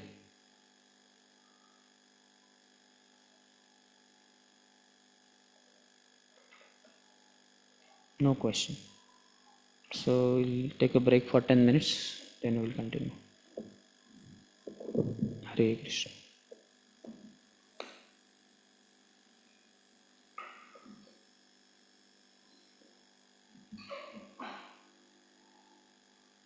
If we have to continue tomorrow also, something remains. Is it okay? Oh, bad question I asked him. Worst question. No. Anit.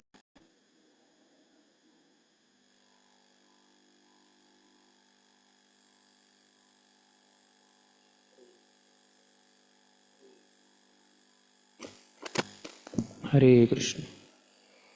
So 17 to 35 is Dhruva ascends to Dhruva Lok. Now time is less, so I will not recite the verses. 17th. In Badrikashram, Dhruva Maharaj's senses became completely purified because he bathed regularly in the crystal clear purified water. He fixed his sitting position and by yogic practice controlled the breathing process and the air of life. In this way, his senses were completely withdrawn. Then he concentrated his mind on the Archa Vigraha, form of the Lord, which is the exact replica of the Lord, and thus meditating upon him, entered into complete trance. So Dhruva Maharaj got into deity worship. One devotee was saying that because of DD, DT is forgotten. DD means Durdarshan. So people watch movies on TV, and earlier government had this Durdarshan. So that has spoiled. In Chakravarti Pad's commentary, he says the Ashtanga Yoga process is described. Yam, Niyam, Asan, Pranayam, Pratyahar, Dharana, Dhyan, and Samadhi. He practiced Dharan on the universal form, that Pratinidhi. He then meditated on the actual form of the Lord without interruption, and situated in Samadhi, gave up that gross universal form.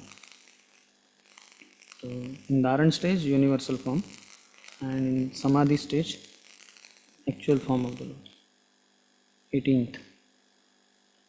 Because of his transcendental bliss, incessant tears flowed from his eyes.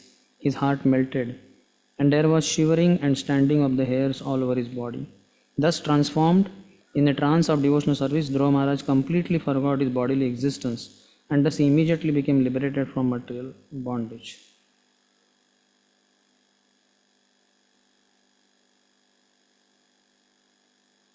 So Prabhupada in purport says Dhruva Maharaj attained this stage of life by constantly discharging devotional service.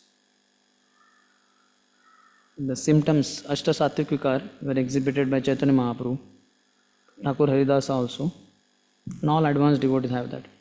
End of first paragraph, Prabhupada says, from the beginning of devotional service, the path of liberation immediately opens, just as the coconut taken from the tree immediately begins to dry.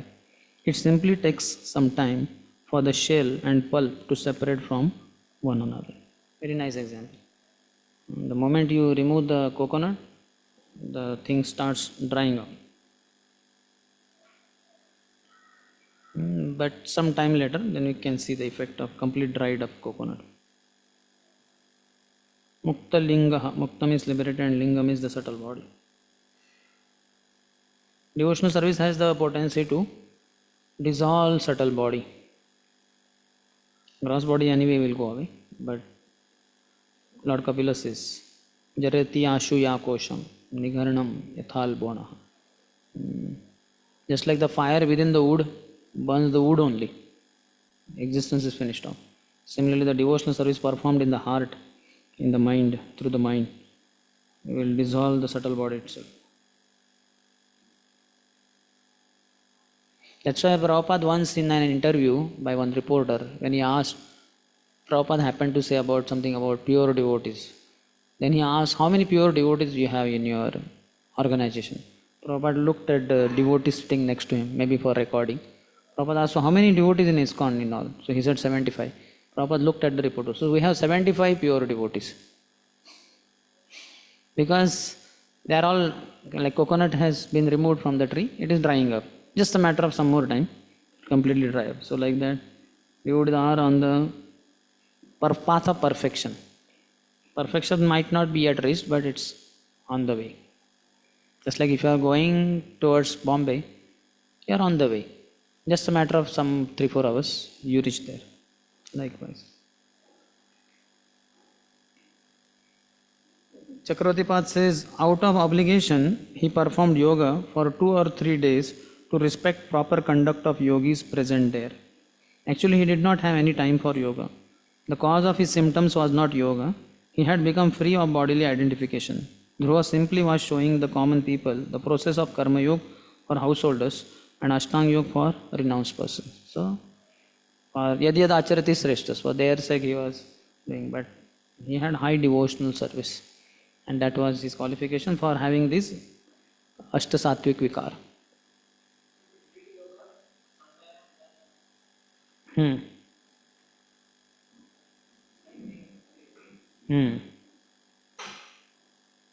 19th. As soon as the symptoms of his liberation were manifest, he saw a very beautiful airplane coming down from the sky, as if the brilliant full moon were coming down, illuminating all the 10 directions. 28th.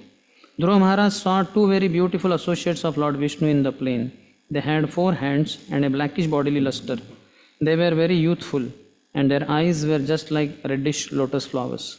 They held clubs in their hands, and they were dressed in very attractive garments with helmets and were decorated with necklaces, bracelets, and earrings.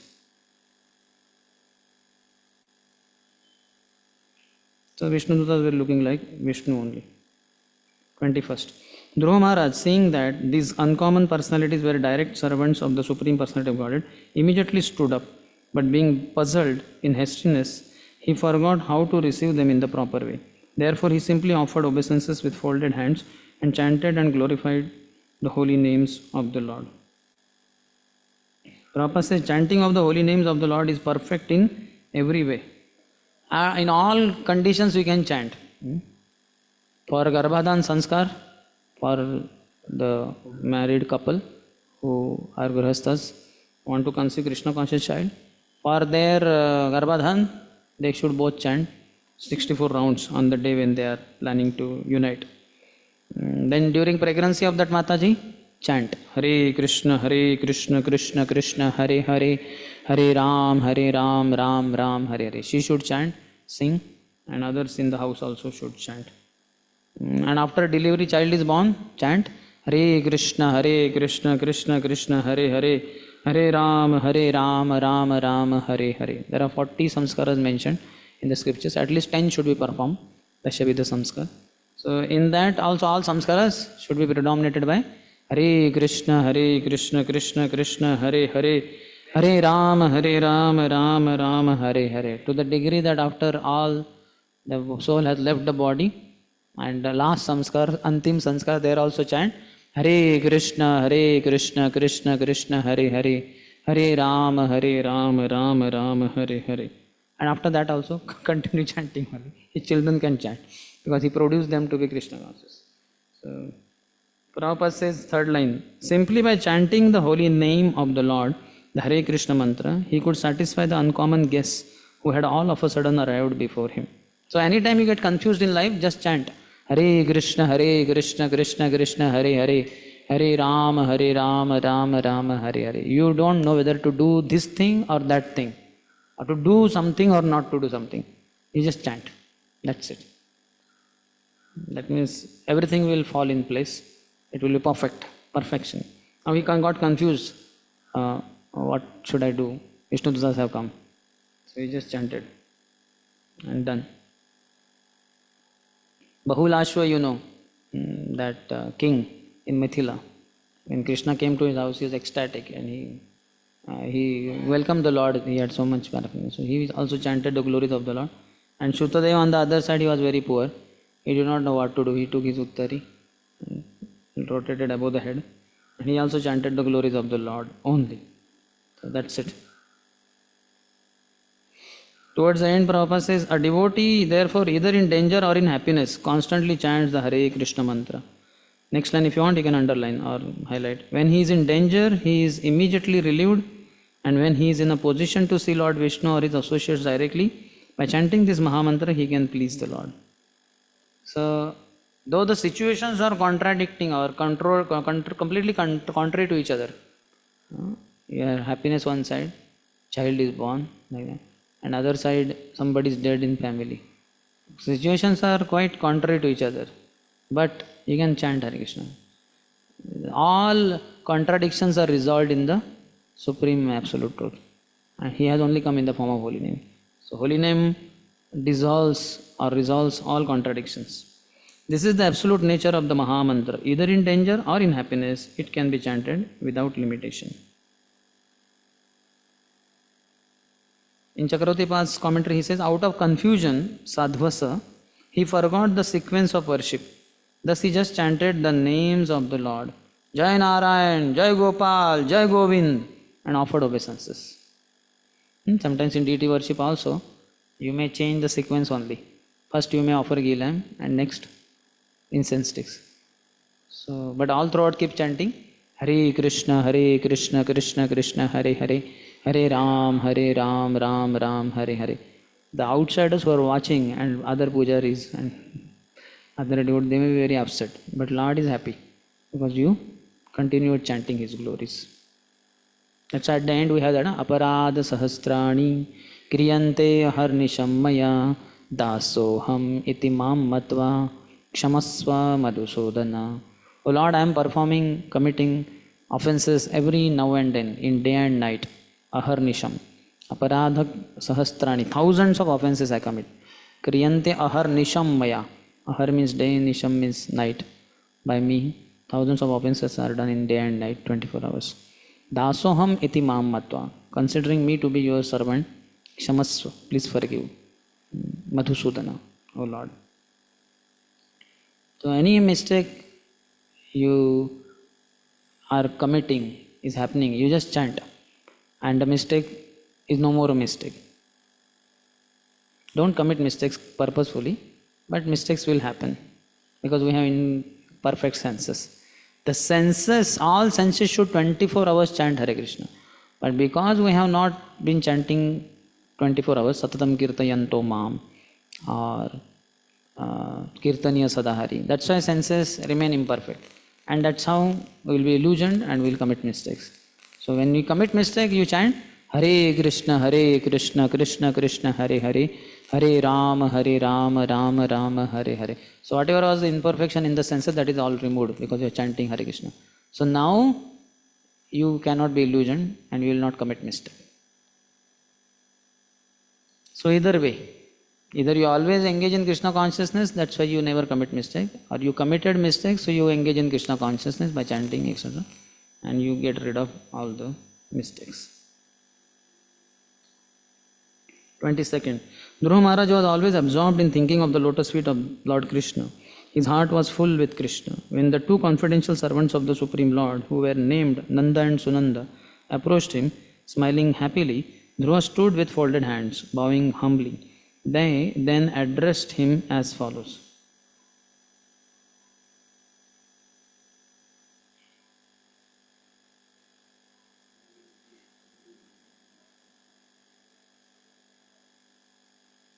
In the purport, second paragraph, 2 lines later, he says, this human form of life is a chance to be trained to be agreeable to the orders of the Supreme Lord. So rebellion is the problem.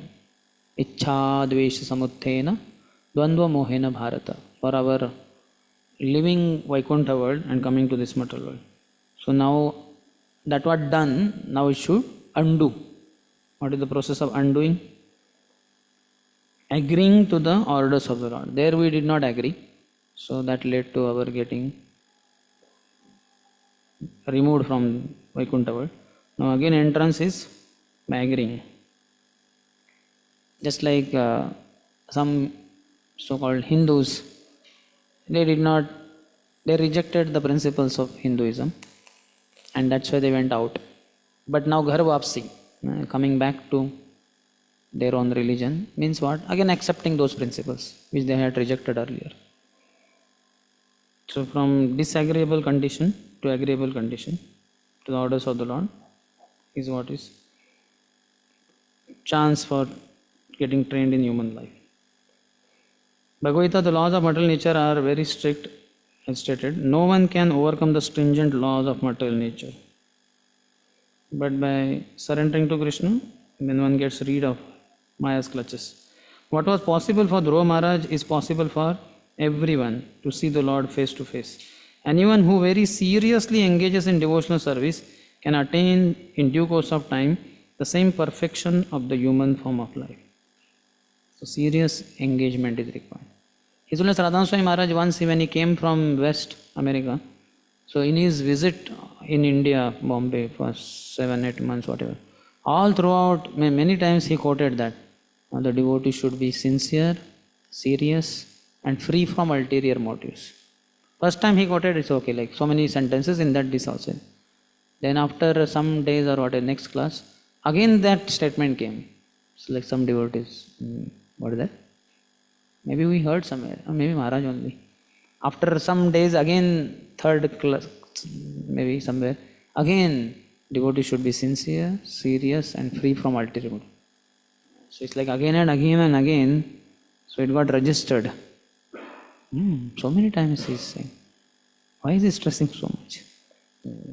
But it is there in Prabhupada books, very clearly. Though all three terms are not together, some places two are together, sincere and serious. Here the seriousness is. Anyone who very seriously engages in devotional service can obtain in due course of time the same perfection of human form of life. How to be sincere? Sincere means always enthusiastic to execute the instructions given by the superiors, Hari Guru and Vaishnavas. And how to be serious? By knowing that death is coming. Just like exam makes us very serious for studies. Otherwise we are not so serious about studies, including even brahmacharis. If we announce tomorrow is exam on these 2 chapters, all the devotees will be like, today evening you will cancel some engagements or you will take less prasad or you will sleep late. Like yesterday I had to prepare for this class, 52 verses. So I slept at 9:30. Generally I sleep by 8:30, 8:45. So I said, no, I had to go through the text. I cannot just go like that. So anytime exam is there, then we become serious. And for becoming free from ulterior motives, we should be in the association of pure devotees. Hear from them always. Then we will never have ulterior motives.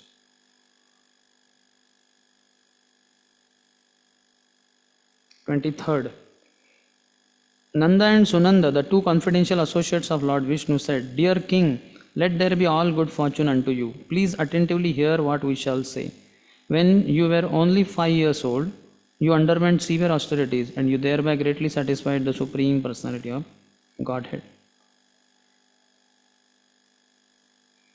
Prabhupada says what was possible for Dhruva Maharaj is possible for anyone. Any 5-year-old child can be trained, and within a very short time his life will become successful by realization of Krishna consciousness. Unfortunately, this training is lacking all over the world. It is necessary for the leaders of the Krishna consciousness movement to start educational institutions in different parts of the world to train children starting at the age of 5 years. Thus, such children will not become hippies or spoiled children of society, rather they can all become devotees of the Lord. The face of the world will then change automatically. Her Grace Urmila Mataji, when she came to Pune, NVCC, she gave Bhagavatam class. So she chose this verse for her Bhagavatam class. Bho bho rajan subhadram te vacham no avahitam shrunuhu yah panchavarshas tapasa bhavan devamati trupam tapat. So, and she gave class on this. Nice class.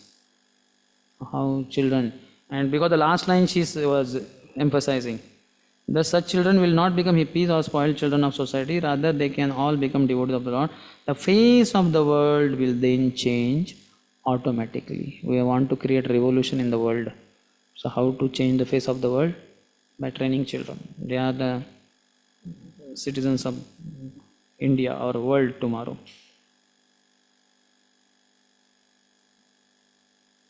So he said devotional service is to make a desireless person say yes to Krishna. Whatever the person's desire or no desire, we have to train him in saying yes to Krishna. That is devotional service.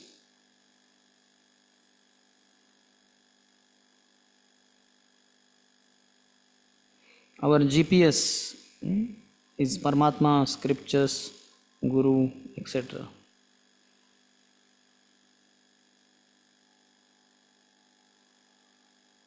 So he's in Badrikashram, where this is Saraswati flows is visible only in Badrikashram for some distance. Then she disappears. She merges in Alaknanda. Even in Prayagraj, Triveni Sangam, she is not visible, but she is there underground.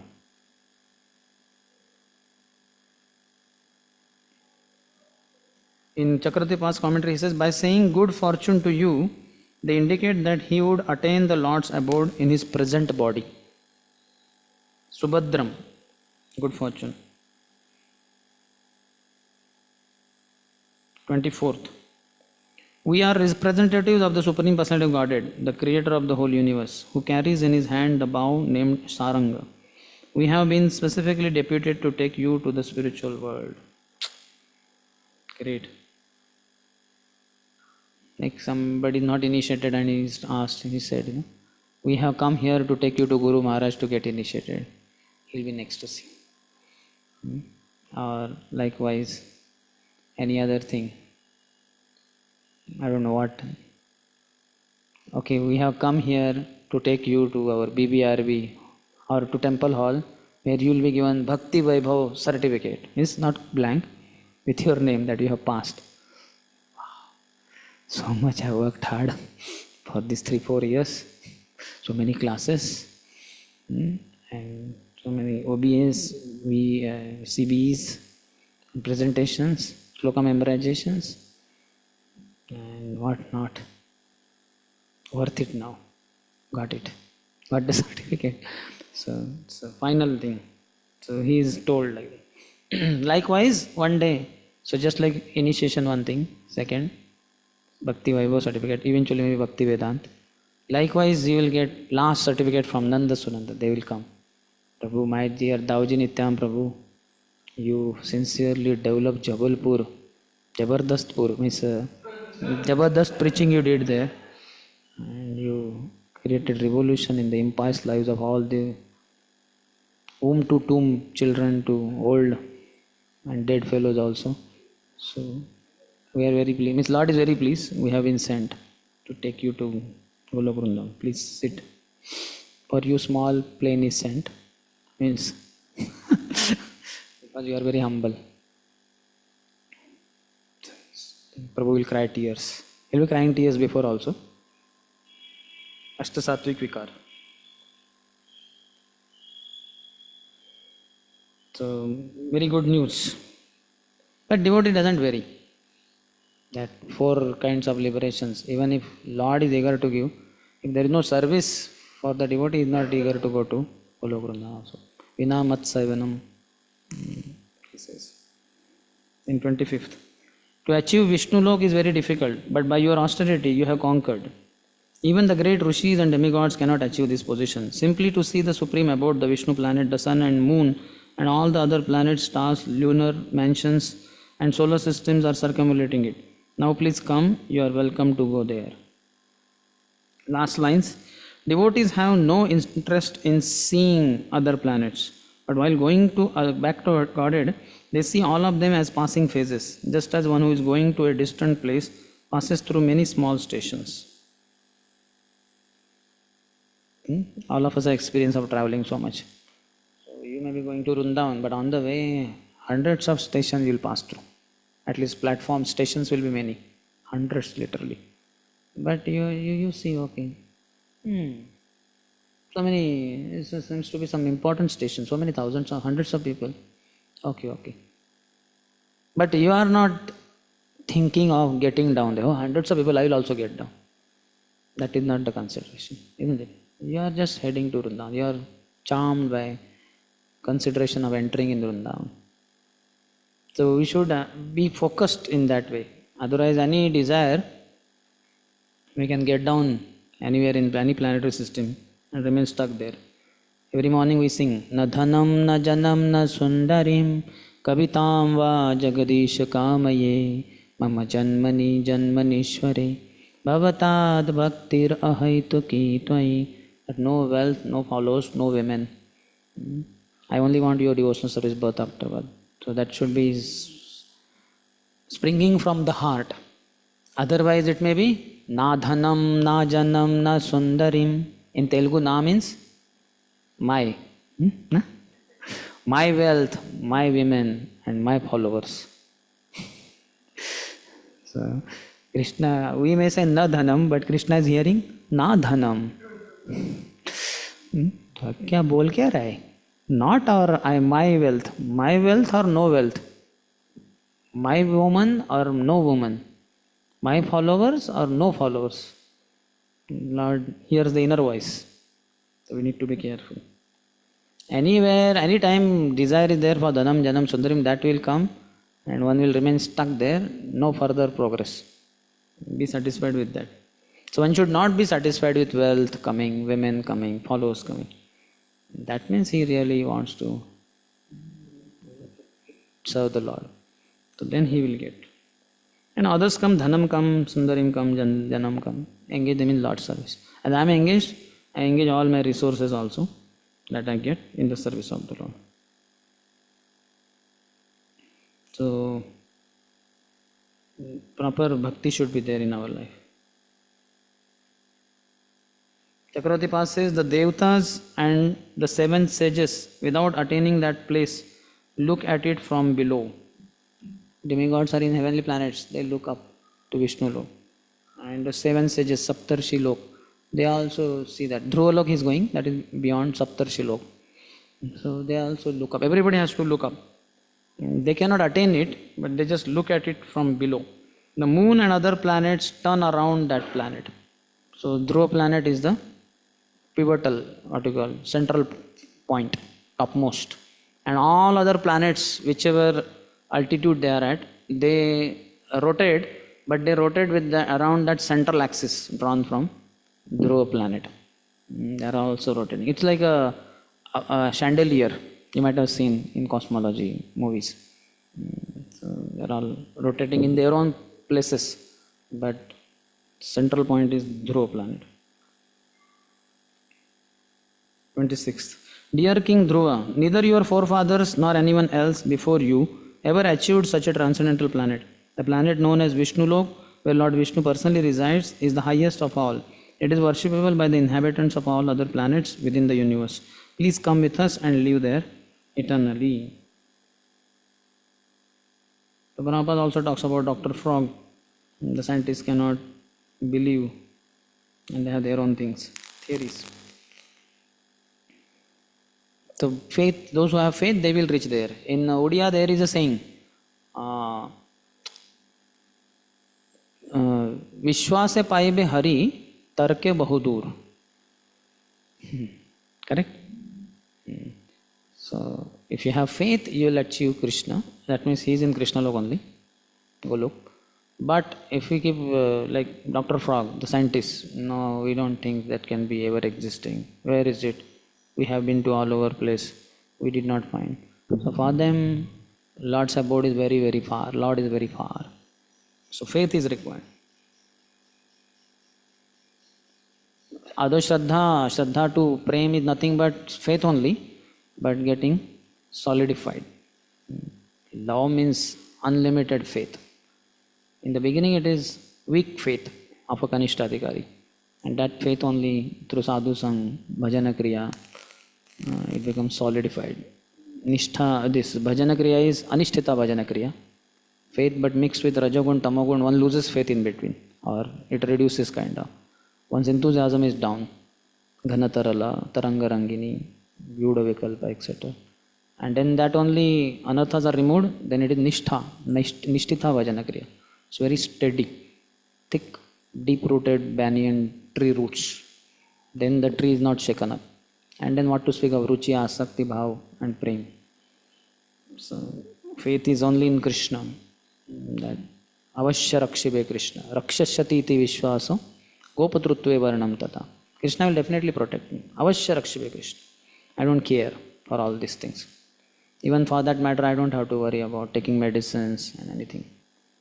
A devotee who is completely surrendered, he doesn't even bother about taking medicines also for ill health and all. Krishna will protect. Anantacharya was bitten up by a poisonous cobra. And all devotees said, go to Vaidya, let the poison be removed. He said, I am bitten up by samsara sarpa only. What can this ordinary sarpa do? He did not go only. But Lord protected. So that doesn't mean that we should also follow. We don't have that much faith, so we should take medicines. But somebody who has that faith, His Holiness Kadam Kanan Swami Maharaj, he was told by doctors, you have got cancer.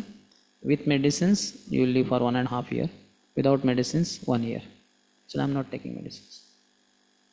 All the disciples in Durban, the big hospital, they are very good. So they were waiting, Guru Maharaj will come, will personally treat him for his cancer.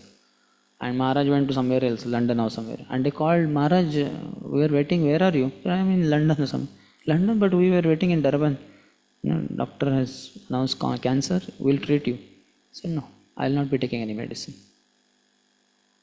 Let Krishna decide. And then he, after that tour, he went to Vrindavan, stayed in Vrindavan only for 1 year. And we all know how Krishna conscious. So all that. Prabhupada also said, don't take me to hospital. Don't put these needles, ventilator, all that is not required. Let us die peacefully. Marna to hai, aaj nahi to. So rather than struggling at the last moment for few months or days to extend one's life, now is the time. Now, 2004, September 25th. When we could be Krishna conscious, isn't it? Why to now we can be daily, you can chant unlimitedly. Rather than at the last moment, no, if only 5-10 days more I live, then I could chant more. No, now is the time. Now is the time. Don't believe in tomorrow. Today is the day. 27th. O immortal one, this unique airplane has been sent by the Supreme Personal Godhead, who is worshipped by selected prayers and who is the chief of all living entities. You are quite worthy to board such a plane. Nityo Nityanam, Chetanas Chetananam. All Nityanam are there, eternal beings. But one is Nitya, supremely eternal being in them. And all others are also conscious being, Chetananam.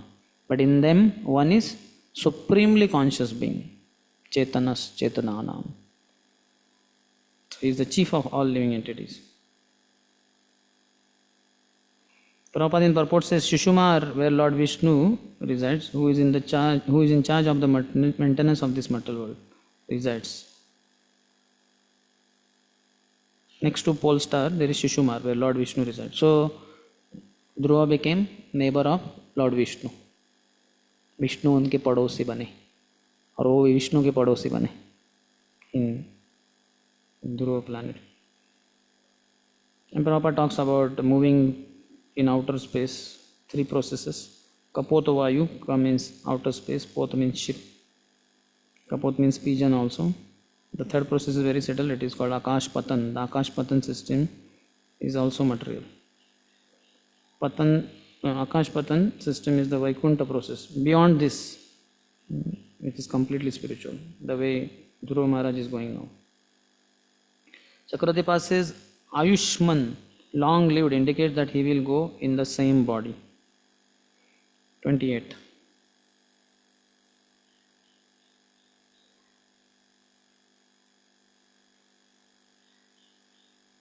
The great sage Maitreya continued, Maharaj Dhruva was very dear to the Supreme Personality of Godhead. When he heard the sweet speeches of the Lord's chief associates in the Vaikuntha planet, he immediately took his sacred bath, dressed himself with suitable ornaments, and performed his daily spiritual duties. Thereafter, he offered his respectful obeisances to the great sages present there and accepted their blessings. Prabhupada in purport says, we should mark how dutiful Dhruva Maharaj was in his devotional service. Even at the time he left this material world, he was constantly alert in the performance of devotional duties. So when I read this line in the morning today, so I was thinking of Hare Krishna Satyavati Mataji. So because she had cancer, she would vomit blood. The previous night also, quite sometimes she had vomited blood, so body was contaminated. So next day morning she sensed that she is likely to leave body. Some kind of understanding come. So she took bath over new sari and dress and maybe put tilak and all that, and then soon she left body. So till last moment we should try to follow. Unless the body becomes it's like uncontrollably beyond our control kind of. His Grace, the Sarvam Prabhu's friend in the salted bread, what was the name? Sachisud Prabhu. So he also, in the last day, they were all imprisoned in the jail. So he took bath and wore dhoti and put tilak and all that. Paste ka tilak, because they were deprived of all their devotional paraphernalia. So toothpaste only he used for marking 12 marks, and chaddar he was wearing as dhoti or whatever. And then he sat for chanting, and while chanting only he left body. He had got a idea, but while chanting only, and some devotees came afterwards, told him whatever. So he did not move, the body collapsed. So till last moment, Yamuna Mataji also, in the midnight or any time somewhere, she felt some problem, so she got up in the night, she sat on the chair and kept chanting, Hare Krishna, Krishna Krishna, Hare Hare, Hare Ram, Ram Ram, Hare. Morning 3 o'clock or some time, her friend Mataji, what was her name? Tintarani Mataji, she came and she talked to her something. The Mataji was not saying anything, so she moved her. She understood she had left body while chanting on the chair. His Grace Aindar Prabhu, when there was short circuit in his room in Brahmacharya Ashram of Krishna Balram temple, Brahmacharya Ashram. So his body got burnt. So he understood last moment has come. So he had Shaligram Shilas in his room only, whom he would worship. So he paid obeisances to the deities, knowing that moment has come. In the morning, his dressing of Krishna Balram was there, or Radha Sham Sundar. So he would never go late. So that day he was late. So Pujari was wondering what is it? So where is he? Where is he? Nobody knows. So he went to a room and he knocked the door, not opening. Pounded, no. So ultimately they broke the door and all dark because of fire. This thing. So then they were searching for him. Where is he? So they found near the altar where Shaligram Shilas were there. He had paid obeisances, and in that paying obeisances format pattern only, he had left body. So devotees till last moment they practice whatever the strict regulations one is supposed to follow. He was constantly alert in the performance of devotional duties. Every devotee should take his bath early in the morning and decorate his body with tilak. In Kali Yuga, one can hardly acquire gold or jeweled ornaments, but the 12 tilak marks on the body are sufficient as auspicious decorations to purify the body. Since Dhruva Maharaj was living at that time at Badrikashram, there were other great sages there. He did not become puffed up because the airplane sent by Lord Vishnu was waiting for him. As a humble Vaishnava, he accepted blessings from all the sages before riding on the plane brought by the chief of the Vaikuntha Association. For us, if we are going for yatra, other devotees are going by train 2-3 days before, and we say, Hari Bol, Prabhu. And Prabhu, you are not coming? I will come tomorrow, I have plane. Subtle indication we give, I am great soul, for me plane. You fellows will be traveling slowly below on earth. I will overtake you all. I will start late but reach first. So a lot of pride is there. Here, forget that plane journey is nothing. Few thousand rupees. This lifetimes of earning is required to be able to go. And he is going. Plane is waiting. Nanda Sunanda. They are such pilots. Nobody gets such a plane. And he is so humble. He is taking their blessings.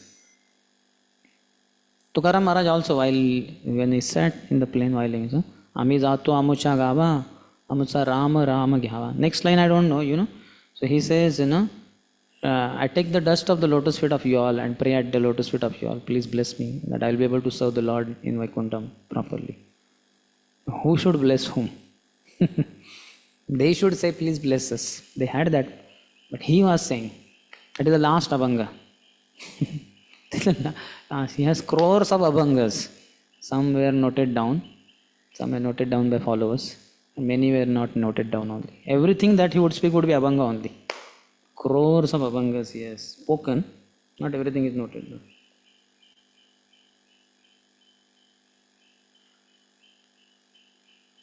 Next, 29. Here it talks about Dhruva Maharaj body changing to spiritual existence. Before getting aboard, Dhruva Maharaj worshipped the airplane, circumambulated it, and also offered obeisances to the associates of Vishnu. In the meantime, he became as brilliant and illuminating as molten gold. He was thus completely prepared to board the transcendental plane. So, Vaishnava Chakravarti says that he worshipped the airplane, means he offered sandalwood and flowers to the airplane, saying, Bhagavad Vimanaya Namaha. Bhagavad Vimanaya Namaha. I pay my obeisances to the airplane of the Lord. Everything is worshipable if we are Krishna conscious. And if we are not, then nothing is worshipable. For that matter, deity also is not worshipable because he sees it as stone only. Vishwam Purana Sukhayate. One sees Krishna everywhere. Sthavar Jangam Dekhi Na Dekhi Tara Murti Sarvatraha Nija Ishtadeva Spurti Yomam Pashyati Sarvatra Sarvam Jamai Pashyati Tasyaham Na Pranashyami Sachame Na Pranashyati. So clear vision is required. Primanjana Churita Chakshu. Then one can see the Lord everywhere. Just like in childhood, how many of you seen that three-dimensional portrayal of something on paper? So you need three-dimensional specs. How many of you seen? You have not seen? I had in my childhood one comic book, something. So it was like, three colors, one figure only 3 times. You understand? Like head is like this, na? So this is one line, then next another blue color line and another one more red line. So, and it's like quite difficult for understanding. It's like messed up. But you wear that spec, the specs would come with that book. So you wear and you see, then you see clear picture. Then it's not 3, then it's one thing only. So we should have transcendental vision. In the purport, Prabhupada says, Dhruva Maharaj knew all this very well as a pure Vaishnava, and he offered his respects to the associates and to the plain before riding it. That everything is non-different. Tasmat parataram devi tadyanam samya. Aradhananam Vishnuna Vishnu Aradhanam para. Of all the worships, Vishnu's Aradhana is topmost, and in that also, superior is his paraphernalia. This is all paraphernalia. Vishnu Dutas are the topmost. They are Vaishnavas, and apart from that, the plain itself. If you see materialistic people also, because of their ulterior motives, they also worship. Like on Dasera day, Diwali day, they worship the balance, the shopkeepers. You have seen Tarazu. They will put gandha on that, they will put flowers, kumkum, haldi, something they will do. And scooter, they will have garland. Yes, cars. Now, what that is a dead matter. But they worship, saying that this gives us wealth, this gives us safe transport, like that. So, how much more we should think of spiritual items? They are directly connected to the Lord, they are directly in the service of the Lord. They all become worshipable. Prabhupada in purport little ahead says, as soon as we are in a temple, we should know very well that we are situated differently from the material world. We are so fortunate we are staying within the temple complex. Can you imagine? We take it very cheaply, and because everyone, and we hundreds of brahmacharis staying so cheaply, at the time of death, the amount of gratitude we will have will be so unlimited. My God, I stayed in temple only, all through. Like in the childhood and all, माँ मंदिर जाके आता हूँ, मंदिर जाके आता हूँ. देखिए हम क्या कर रहे हैं? यद गत्वा नंदी होते, मंदिर गया और इतने गए कि माता पिता भी बोलते वो गया गुजरा है, वो हाथ से चला गया. लेकिन कहाँ चला गया? मंदिर चला गया, मंदिर में ही रह गया. So nice, na? We are so fortunate.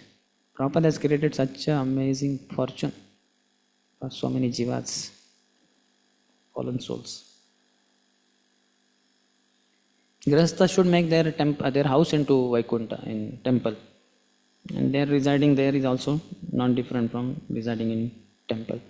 Like Bhakti Thakur says, Jedi na grihe bhajan dekhi grihe te go loka bhaya. Whatever the next line. So when I enter in temple, that day when I see bhajan is going on in house, and when that day, every day, he had a full-fledged Sankirtan party of 10 children or 12 children.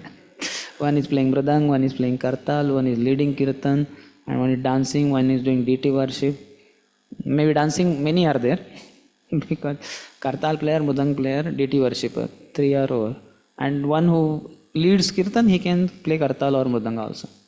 So rest all are for dancing only. So every day you would find the house turned into Golok Vrindavan. So he says, if we are submissive to the will of the Lord, it leads to transcendental vision. Chakshudan dilojai janme janme prabhu se divya gyan ridhe prakashito. So we have transcendental vision when we are dedicated, submissive to the will of the Lord.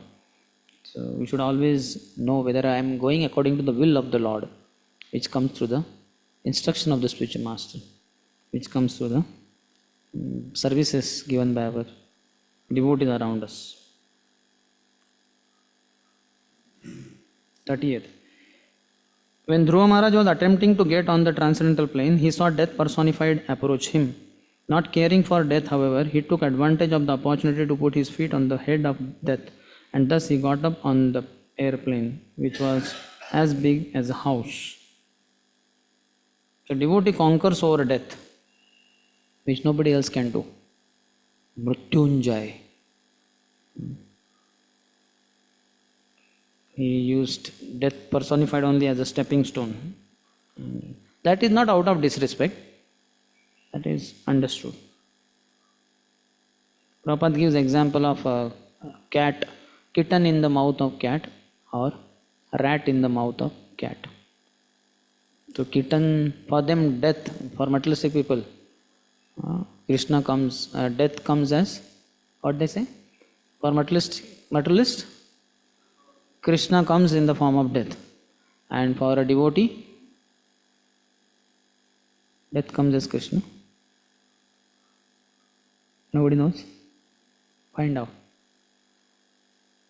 The next meeting you can tell. But just like for kitten, that bite of the teeth of mother cat, they are like love points. The teeth go in the stomach of the kitten, but it is not piercing the skin and tearing it off, but he knows it's a safety, it's a security. There are security points, love bite. Whereas for rat, it's not a love bite, it's a death bite. For him, it will be, it goes inside the skin. The blood is coming out, and the fellow is trembling. He's trying to escape, but no escape. Like that. And he knows just few more minutes, and I would be over. Existence would be over. So Krishna, death comes for both devotee and materialist. But for a devotee, it's opening of the doors of Golokrunda with the death. But for a materialist, death is so scary. All that he worked hard for to accumulate, he stripped of it. Very scary. Prabhupada also talks about the modern day airplanes, how material scientists are not perfect in their design, and so many disasters happen. Once in India, the plane was flying quite high above the ground, and suddenly the capsule, that is like a capsule, the upper cap only flew away. And the speed of the airplane, and at such height, it was so cold, and the whole thing, and all the passengers are getting such strong breeze, and it's very cold also. Once I was traveling in the plane, they said the outside temperature is some minus 20 something, they said, and I was shocked. What? So much, huh? I could not imagine only. It's very high on the height, no? So maybe very cold. But anyway, so then that fellow, fortunately the the plane pilot, he was fighter plane pilot earlier. So he was quite expert. So then he brought the plane to quite a low height. It was okay. Though people got injuries on their face and all, but because everybody had seat belt, then nobody died. Then he did a safe landing somewhere. But for some minutes at least, the plane was going. And so many things happen. The planes go for regular, what they call, servicing after every few days or weeks. Every plane, everything they open and they see whether there is some screw which is rotten, or what they call, rusted. Otherwise, that screw is enough for devastation. And so many plane accidents also happen. But this plane is not like that. That Prabhupada talks about it. This is very nice. Completely safe. 32nd. At that time, drums and kettle drums resounded from the sky. The chief Gandharvas began to sing, and other demigods showered flowers like torrents of rain upon Dhruva Maharaj. 32nd. Dhruva was seated in the transcendental airplane, which was just about to start, when he remembered his poor mother, Suniti. He thought to himself, how shall I go alone to the Vaikuntha planet and leave behind my poor mother? So Prabhupada translation and purport. In the middle, Prabhupada says, it is the duty of the Shiksha Guru or Diksha Guru to instruct the disciple in the right way, and it depends on the disciple to execute the process. According to Shastric injunctions, there is no difference between Shiksha Guru and Diksha Guru, and generally the Shiksha Guru later on becomes the Diksha Guru. So Suniti, she was a woman, mother of Dhruva, but she was also like Shiksha Guru. Diksha Guru was Narad Muni, but still, he was not less obliged to Suniti. There was no question of carrying Narad Muni to Vaikuntha Lok. Narad Muni is independent. He is always liberated. But Dhruva Maharaj thought of his mother.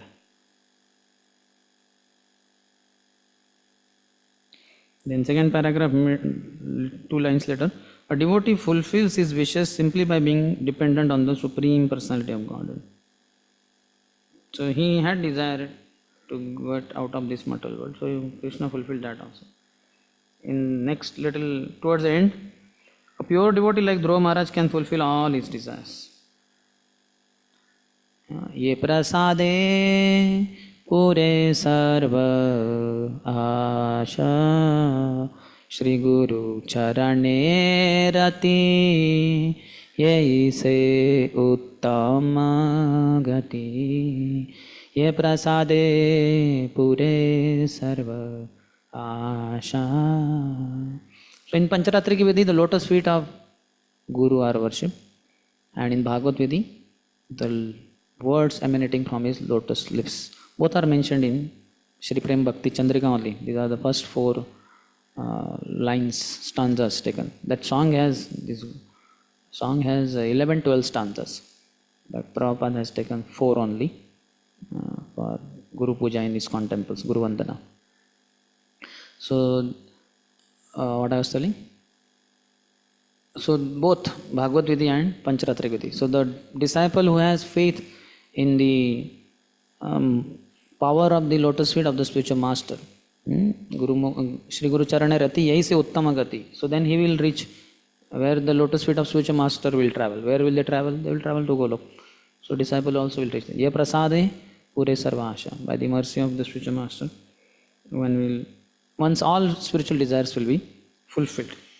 No need to worry. So that's why to the degree one has faith in the spiritual master, he is peaceful. And to the degree one doesn't have faith, he is restless. Oh, this desire is not fulfilled. Oh, what about that desire? Oh, when this will happen? When will that happen? Will this happen or not happen? No need to worry. Don't take tension. He says, Bhukti Mukti Siddhi Kami Sakalai Ashanta Krishna Bhakta Nishkama Ateva Shant. If you have no material desire, then you are peaceful. But when we have material desire, then we are very restless, asthir or ashant. So just what is yasya deve para bhaktir yatha deve tatha guru tasyaite kathitha hyartaha prakashante mahatmana. Only unto those great souls who have implicit faith both in the Lord Krishna and Supreme Personality and the spiritual master. All the imports of Vedic knowledge are automatically revealed, and all the knowledge in the revealed scriptures is relieving us of all our tensions and all our disturbances and giving us assurance. Don't worry. Avashya Rakshibe Krishna. Krishna will definitely protect you. Why are you so much tensed? Be peaceful. Be peaceful.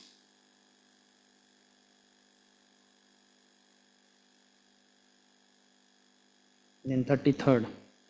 The great associates of Vaikuntha Lok, Nanda and Sunanda, could understand the mind of Dhruva Maharaj, and thus they showed him that his mother, Suniti, was going forward in another plane. Prabhupada said this incident proves that the Shiksha or Diksha Guru, who has a disciple who strongly executes devotional service like Dhruva Maharaj, can be carried by the disciple even though the instructor is not as advanced. So we should preach.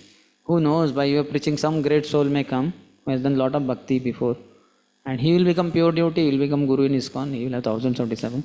But because you brought him to ISKCON, you are going back to God, it is confirmed. He will remember, Prabhu, you were there. I was yesterday morning, or day before yesterday morning, I was expressing my gratitude to His Grace, Krishnanand Prabhu, when he was taking prasad in Prasad Mahal. I came late and I sat next to him. I said, Prabhu, I'm very grateful. Way back in 97 or 98, you gave us 100 cassettes of His Holiness Radhanath Swami Maharaj lectures. We were students, and our IYF ISKCON Forum did not have enough money.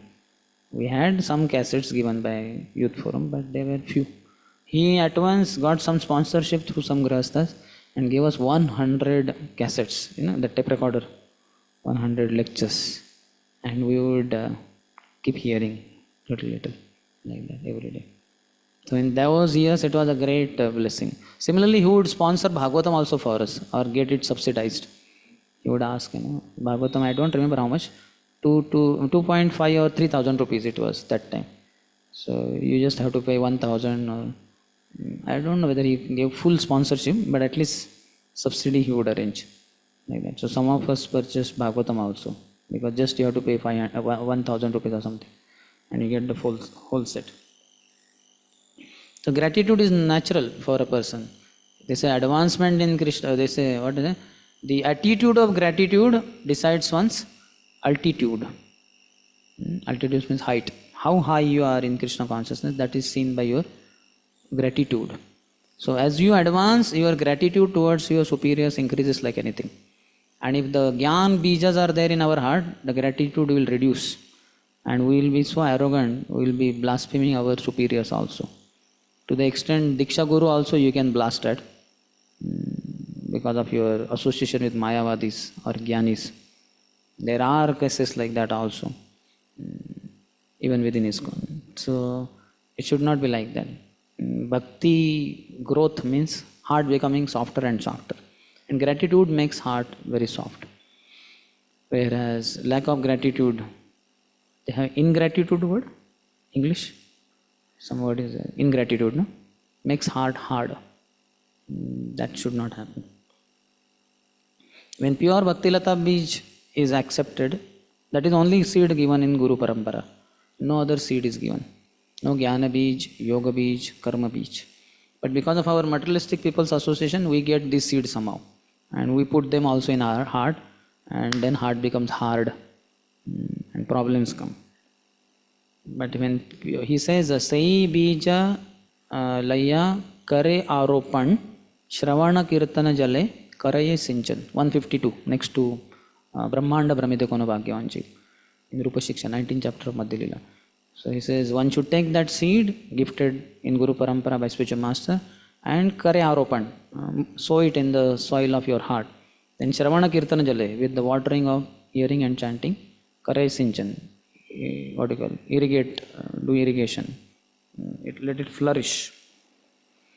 Prahlad Maharaj delivered Hiranyakashipu, Prabhupada says. The conclusion is that a disciple or an offspring who is very strong devotee can carry with him to Vaikuntha Lok either his father, mother, or Shiksha or Diksha Guru.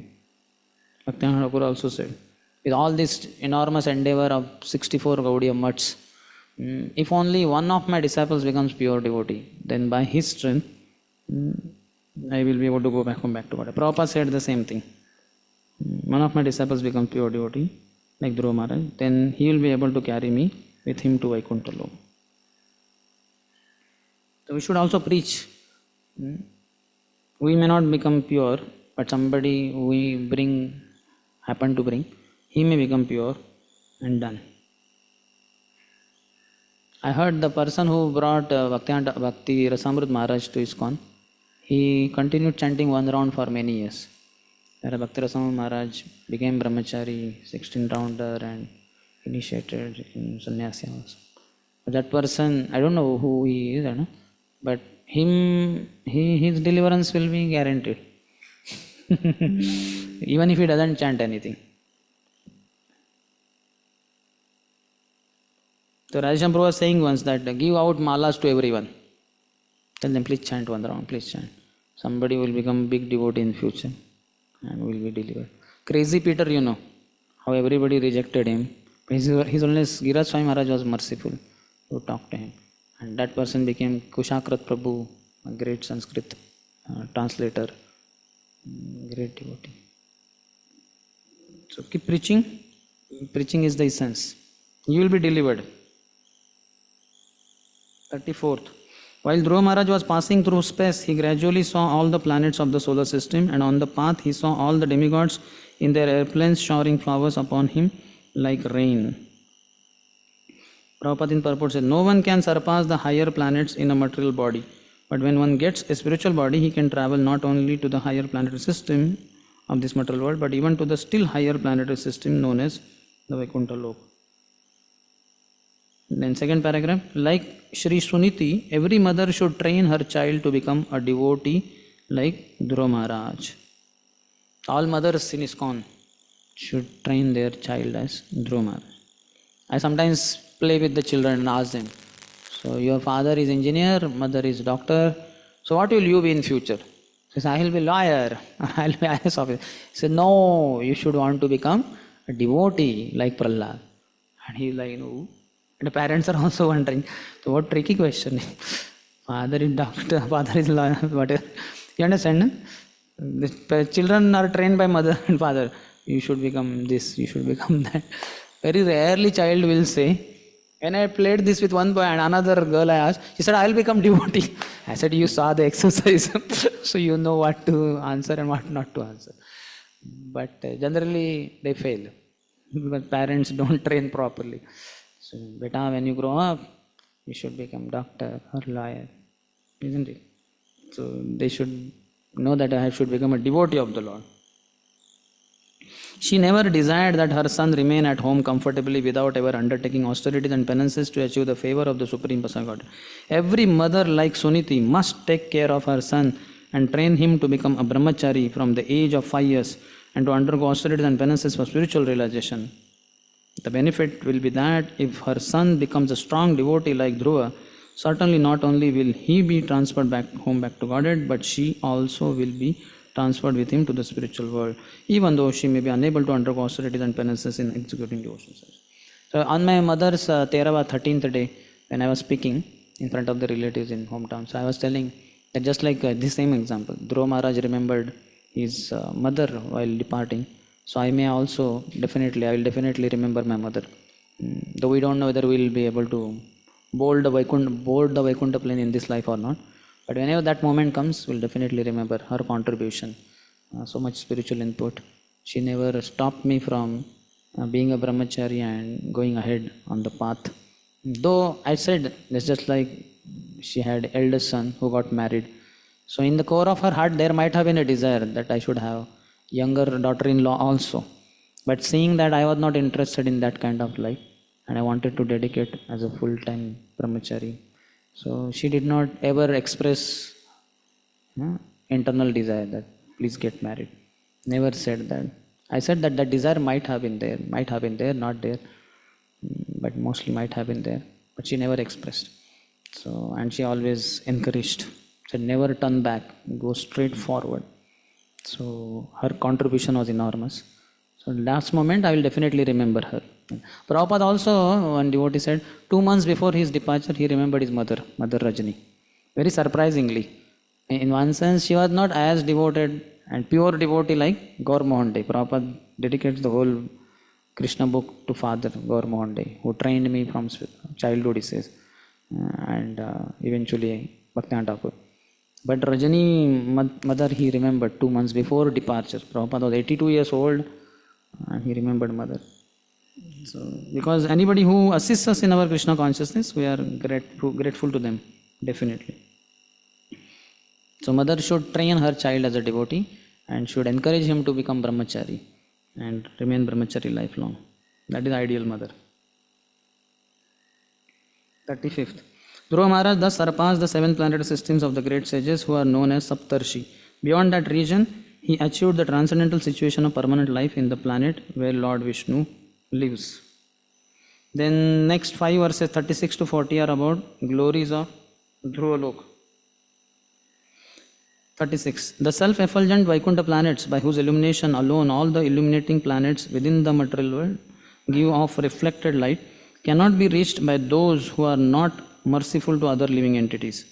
Only persons who constantly engage in welfare activities for other living entities can reach the Vaikuntha planets. Hari Bol. Prachar Karya Ki Jai. See, Yavan Yan na Avrajan Jantushu Ye Ananugraha. So, you have to be very merciful. Anugraha. You have to shower on all others. That means be merciful, preach to them.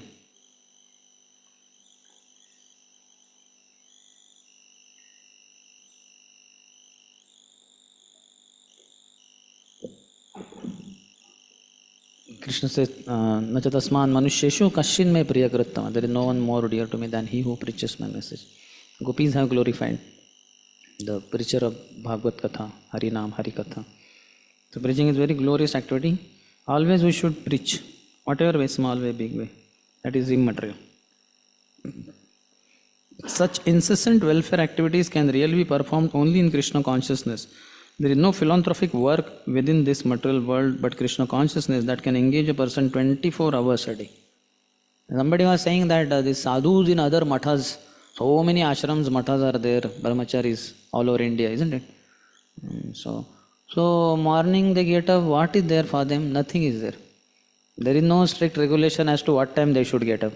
Any time they get up in brahmachari ashram, they will only take bath and afterwards what? Some people may be doing some sadhana, something in their own room. Maybe they are chanting some mantra. They may read some scriptures, those who are little scholarly. And then they will go to take food in their matha, kitchen, prasadam hall. That's it. There is nothing like deities in temple, and if at all they are there, there is nothing like morning program. There is nothing like 4:30 dot every brahmachari has to reach. So what a pathetic life. Can you imagine your life? Here we make rules like that.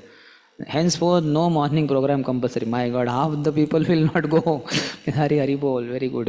But after some time, what will be the case? 1 month, 2 months, 3 months later, 5 months later, we will be like all down. Fall down. First down on the bed and then fall down. We will fall down to ground floor and then underground, invisible. Namo Nishan mid jayega. But unfortunately, many sadhus in India lead a life like that only in their mathas. So only Krishna consciousness has that power to engage all people 24 hours a day. So that's why it is must. Prabhupada says towards the end, Gyanis are not as sinful as karmis, but they do not try to reclaim others back to Godhead. So we have been given the topmost thing. We are recruiting people for Golok Vrindavan. We are all recruiting officers of that international company called ISKCON, International Society for Krishna. And we go on recruiting. He has opened branch in Jabalpur, then in VIT Chowk. Prabhu is here only, NVCC campus. Hyderabad, and so many others going all over. Bus party goes all over Maharashtra, Karnataka, Andhra. Where? And I go to all these all these offices, and I become self-appointed recruiting officer. Directly, recruiting for brahmacharis. Open declaration, because no post position, nobody can strip me off my post because there is no post only. So directly I tell in all lectures to all the boys, everybody should join as brahmacharis, at least for 1 year, 2 years, 5 years, and then decide for yourself. But brahmachari training is must. Prabhupada has quoted. I speak hundreds of things, and I tell them this is no force. I never force anyone because Rajesh will catch my ear. I only tremendously inspire. I never force. So it's a complete package. Because we need many. And whether we need many or not, I will be delivered. If one of them becomes pure devotee. Done. Okay, so next, who can go back to Godhead? 37, please repeat. Shantaha samadrusha shuddhaha sarvabhutanuranjanaha yanti anjasa achyutapadam achyutapriya bandhavaha. So 5 qualities he describes. Persons who are peaceful, shantaha. So ask yourself, are you shant? What makes you disturbed? That is material desire only. Samadrushaha, equipoised. Shuddhaha, cleansed and purified. Sarva bhutanu ranjana, and who know the art of pleasing all other living entities. Jai. Keep friendship only with devotees of the Lord. Achyuta priya bandhavaha. They alone can very easily, anjasa, achieve the perfection of going back home, back to Godhead. Achyuta padam. So 5 characteristics are required. So think in these lines, how to develop these characteristics. Prabhupada says they are simply dedicated to the service of the Lord. Our devotee is peaceful because he is fully surrendered to the Supreme Personality of Godhead and thinks of himself as completely helpless, just as the child feels complete peace in depending on the parent. So a devotee is completely peaceful for he depends on the mercy of the Supreme Personality of Godhead. Second paragraph after 4 lines. Without the association of devotees, one cannot advance in Krishna consciousness. That's why Tandera Charan se bhi Bhakta Sanivas, Janna mein janne hoy, yehi abhilash. In 4-5 lines later, no one can be more pure than devotees. Sarva Bhutanu Ranjana. Then 1 line later, since a devotee constantly chants the Hare Krishna Mahamantra, Hare Krishna mantra, no contamination of the material world can touch him. See, it is assumed that devotee chants constantly and material contamination cannot touch him. So we all have to chant continuously. 38. In this way, the fully Krishna conscious Dhruva Maharaj, the exalted son of Maharaj Uttanpad, attained the summit of the 3 statuses of planetary system. Bhur, Bhuva, Swa, or upper, middle and lower planetary system. He went beyond all that. Anyone who is going forward to the goal of Krishna is called Krishna Parayan, or fully Krishna conscious. For him, Krishna Parayan word has come. And last line, a Krishna conscious person can occupy an exalted position beyond the imagination of any ambitious materialist. What materialists want at best? Want a visa, green card of America, citizenship of London, etc. That is nothing. Devotee gets the highest. Very ambitious. 39. Saint Maitreya continued, my dear Vidura, descendant of Kuru, as a herd of bulls circumambulates a central pole on their right side, all the luminaries within the universal sky unceasingly circumambulate the abode of Dhruva Maharaj with great force and speed. Second line in purport. Even the sun travels 16,000 miles in a second. 16,000 miles. And sometimes we travel few 100 miles. Takes so long. Sun in 1 second is saying 16,000 miles. That Chakshuresh Savita. Together all of them encircle the pole star or Dhruva Lok, where Dhruva Maharaj is situated at the summit of the 3 worlds. So all the planets in their own planetary system, in their own orbits, below. Dhruva is at the top, Dhruva Lok. In commentary, Chakravarti says, time is always awake, thus the planets circle incessantly. Great speed modifies the herd of bulls. So planets are always, time continues. 40th. After observing the glories of Dhruva Maharaj, the great sage Narada, playing his veena, went to the sacrificial arena of the Prachetas and very happily chanted the following 3 verses. As a father is very happy to see the son's advancement in every respect, so the spiritual master is very happy to observe the ascendancy of his disciple. So many times we want to please our spiritual master. So we don't have to go and ask him what to do. We just practice Krishna consciousness very nicely. Spiritual master is very pleased. And when we advance. Now next 3 verses, 41 to 43, Narad Muni glorifies Dhruva at the Pracheta sacrifice. 41. The great sage Narada said, simply by the influence of his spiritual advancement and powerful austerity, Dhruva Maharaj, the son of Suniti, who was devoted to her husband, acquired an exalted position not possible to attain even for the so-called Vedantis or strict followers of the Vedic principles, not to speak of ordinary human beings. In Chakravarti Pa's commentary, he says, Dhruva was the personification of severe austerities. Even on seeing his attainment, sages, kings could not attain the esoteric practice for that attainment. What to speak of the attainment itself? So that practice also was difficult for them. What to speak of what he attained, the Dhruva Lok. 42nd. The great sage Narada continued, just see how Dhruva Maharaj, aggrieved at the harsh words of his stepmother, went to the forest at the age of only 5 years and under my direction underwent austerity. Although the Supreme Personality of Godhead is unconquerable, Dhruva Maharaj defeated him with the specific qualifications possessed by the Lord's devotees.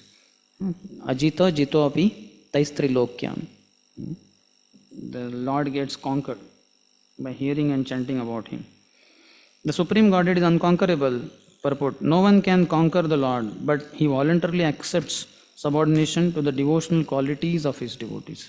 So why Lord gets attracted to us or subordinates himself to ourselves, to us? Because he gets attracted to the qualities. And the quality is nothing but devotion. And devotion is nothing but Srimati Radharani. So Krishna is, Radharani is Madan Mohan Mohini. As we are parts and parcels of Krishna, our devotion is part and parcel of Srimati Radharani. So Krishna gets attracted to our devotional service. He doesn't get overpowered. We cannot defeat him, But our spiritual practice defeats the Lord. Unconquerable becomes conquered. 43rd. Dhruva Maharaj attained an exalted position at the age of only 5 or 6 years. After undergoing austerity for 6 months. Alas, a great Kshatriya cannot achieve such a position even after undergoing austerities for many, many years. So one devotee said, in the purport he says, Dhruva Maharaj is described here in a Kshatra Bandhu, which indicates that he was not fully trained as a Kshatriya because he was only 5 years old. He was not a mature Kshatriya. In fact, he was not even gone to Gurukul. So he did not learn alphabets also. That's why when he saw the Lord, he did not know choice poetry or poetry also. He was not able to glorify. But then Lord touched his forehead with his transcendental counsel. And by that, Divya Gyan Hriday Prakashit, then he could glorify the Lord in choice poetry. So he was not exactly Kshatriya, he was a Kshatra Bandhu only. He was born in a Kshatriya family, not yet developed the qualities of Kshatriya. He was immature, but by his practice under able guidance of Narad Muni, he could reach perfection. So one devotee was telling, spiritual training does not have to wait for material training to get over. Dhruva got no material training, either in alphabets, language, nor in Kshatriya codes, Kshatriya valor, expertise, archery or whatever that. Nothing. So spiritual training does not have to wait for material education, material training to get over. He got into spiritual training directly and he became perfect in that. His spiritual training superseded his material training. And he was saying that Sadachar plus Vichar is equal to Prachar. One should have proper conduct in his life, Sadachar, and Vichar. He should have spiritual thoughts. And that leads to Vichar. So, Achar and speaking, then it will become Prachar.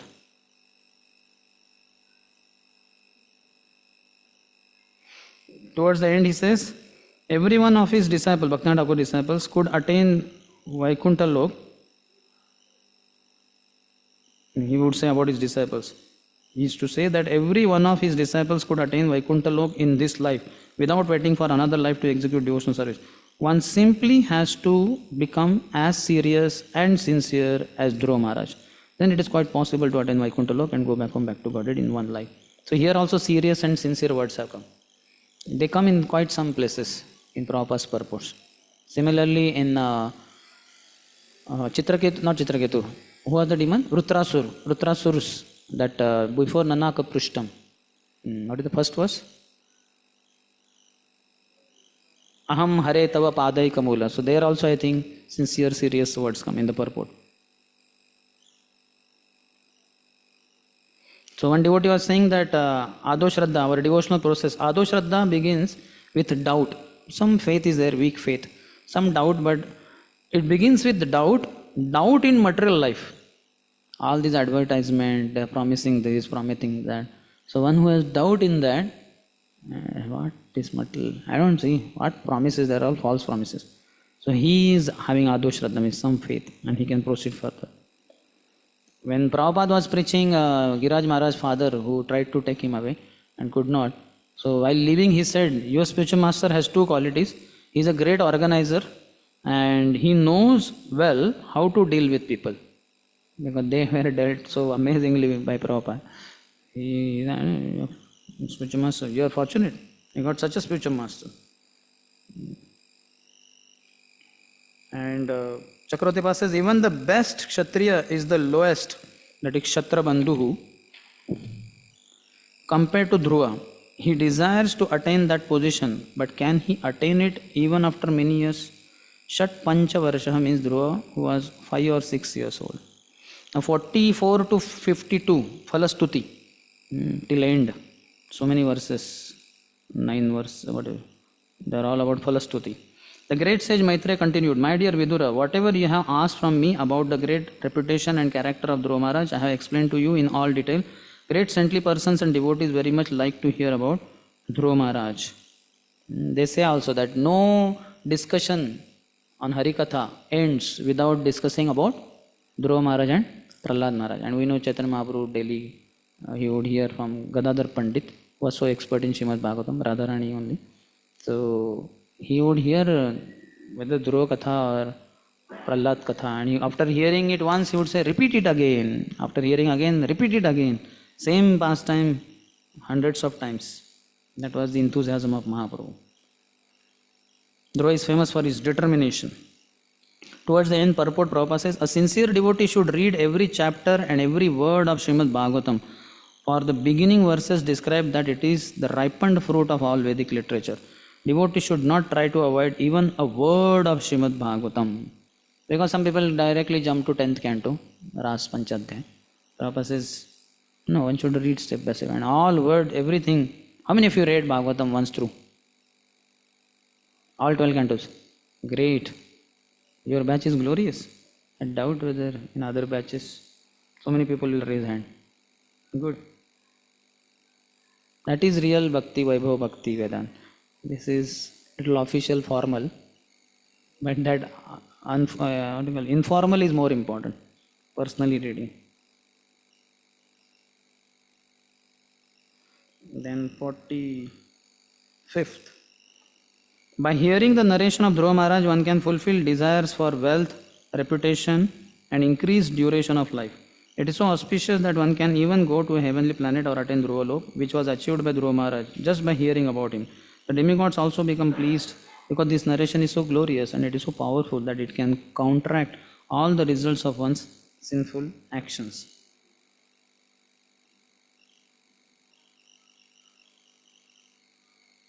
So, all dhanyam, yashasyam, ayusham, punyam, swastyayanam, mahat. So, dhan means movable wealth and sampatti means immovable property. So, he had it all, and anybody who hears about him, he will also get it.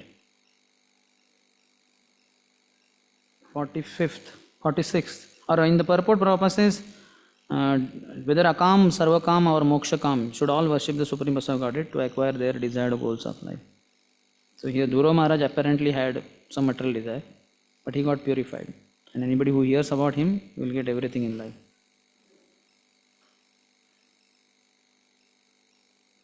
46th. So that was Falashruti 1, 41. This is Falashruti 2. Anyone who hears the narration of Dhruva Maharaj and who repeatedly tries with faith and devotion to understand his pure character attains the pure devotional platform and executes pure devotional service. By such activities, one can diminish the threefold miserable conditions of material life. Last line of the purport. To become a great devotee means to finish all miserable conditions of materialistic life. The threefold miseries will go away if we hear. 47th. Anyone who hears this narration of Dhruva Maharaj acquires exalted qualities like him. And for anyone who desires greatness, prowess or influence, here is the process by which to acquire them. And for thoughtful men who want adoration, here is the proper means. This is third Falashruti. So one devotee was saying that when Kumbhakarna died, Nidra Devi became a widow. Because wife was always with the husband. The husband died, so this widowed Nidra Devi, she went to Lord Ram and requested for shelter. So then Lord Ram said, wherever people are doing prajalpa, you go there. Then Nidra Devi said, no, people are very absorbed and have a great interest in their prajalpa while speaking. So they won't sleep. So then Lord Ram said, okay, wherever Puranas, Vedas, Katha is going on, you go and stay there. Then she was very happy. So whenever Katha goes on, people tend to sleep. Because Nidra Devi has been given that place by Lord Ram. But one should overcome. If we hear Dhruva Maharaj Katha, then we will get that greatness, influence and prowess. Then 48th talks about fourth Falashruti. The great sage Maitreya recommended one should chant of the character and activities of Dhruva Maharaj both in the morning and in the evening with great attention and care in a society of Brahmins or the other twice born persons.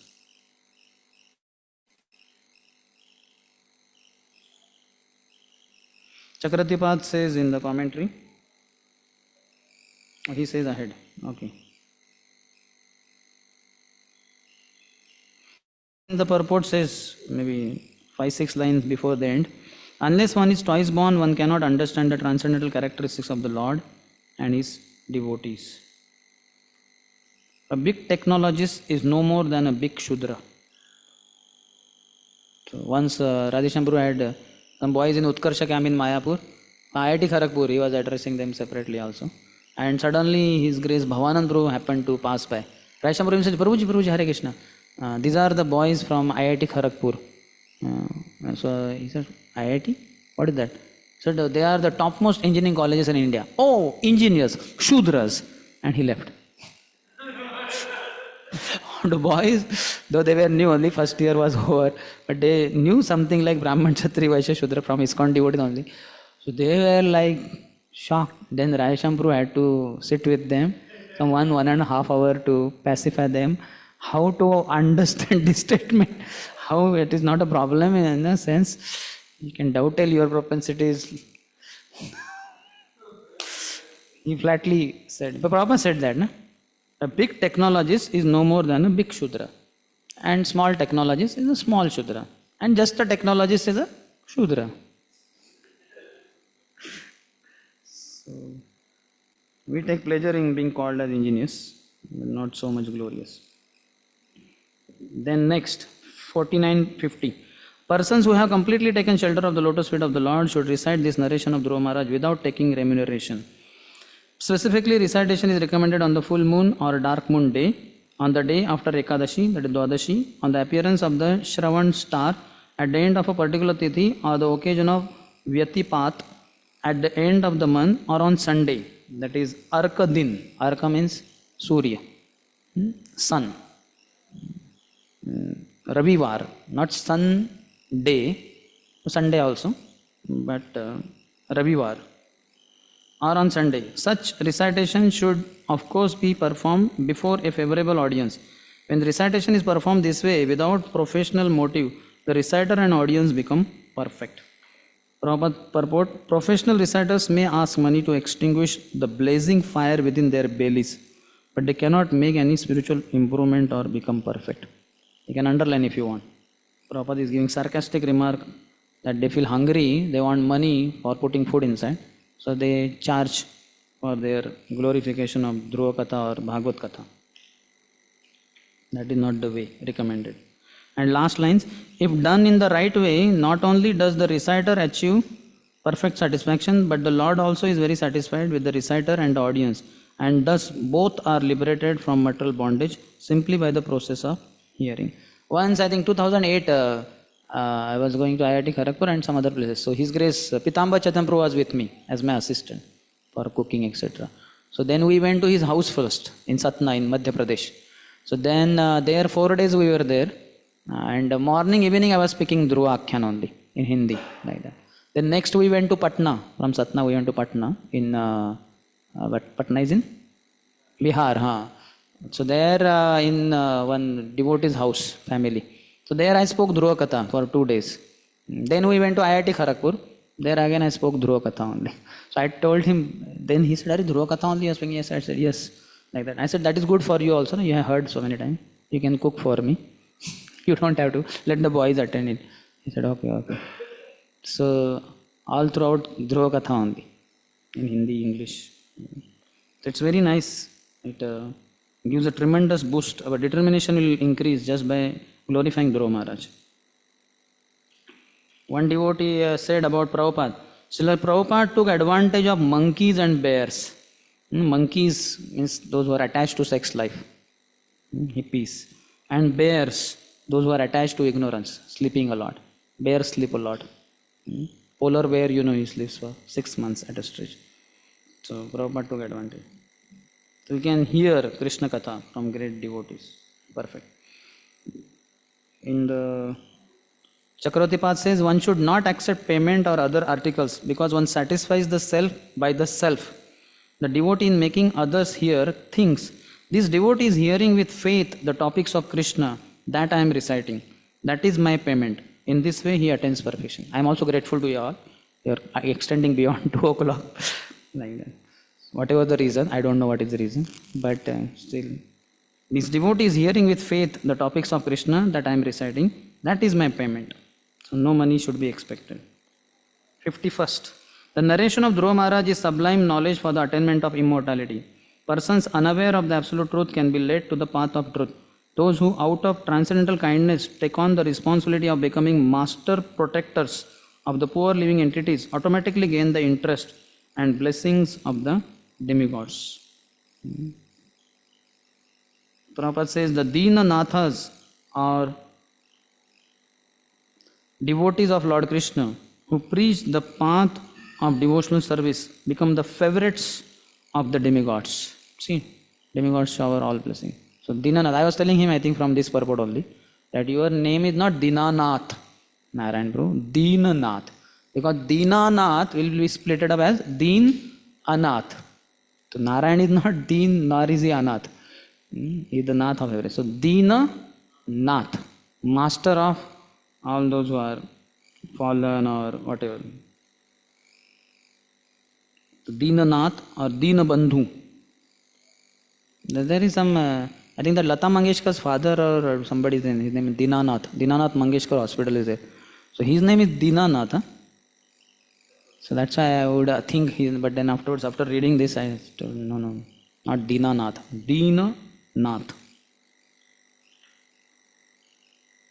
Chakravarti writes, if making people hear knowledge which gives liberation gives such great result, making people hear about Dhruva will certainly give a greater result. So Dhruva Akhyan is much better in discussion. And last, 52nd, he says, the transcendental activities of Dhruva Maharaj are well known all over the world and they are very pure. In childhood, Dhruva Maharaj rejected all kinds of toys and playthings, left the protection of his mother and seriously took shelter of the Supreme Personality of Godhead Vishnu. My dear Vidura, I therefore conclude this narration, for I have described to you all its details. Prabhupada in purport says, it is said by Chanakya Pandit that life is certainly short for everyone. Smaranityam anityata. But if one acts properly, his reputation will remain for a generation. As the Supreme Personality of Godhead Krishna is everlastingly famous, so the reputation of Lord Krishna's devotee is also everlasting. Therefore, in describing Dhruva Maharaj's activities, two specific words have been used. Vikhyata, that is in second line, very famous, and Vishuddha, transcendental, that is also in the second line only. Dhruva Maharaj living home at a tender age and taking shelter of the Supreme Personality of Godhead is the forest is a unique example in this world. In Marathi there is saying, Marave pari kirti rupe urave. You should die, but you should remain in the form of fame. You should have done such nice activity throughout life that even if you are dead, people remember you for the glorious deeds that you did. And compulsory it is to die. But it is not compulsory that one will remain in the form of fame. But one should act in life in such a way, and after death also one remains. For Vaishnavas anyway it is said, he reasons ill who says Vaishnavas die, for thou art living still in sound. Vaishnavas die to live, and while living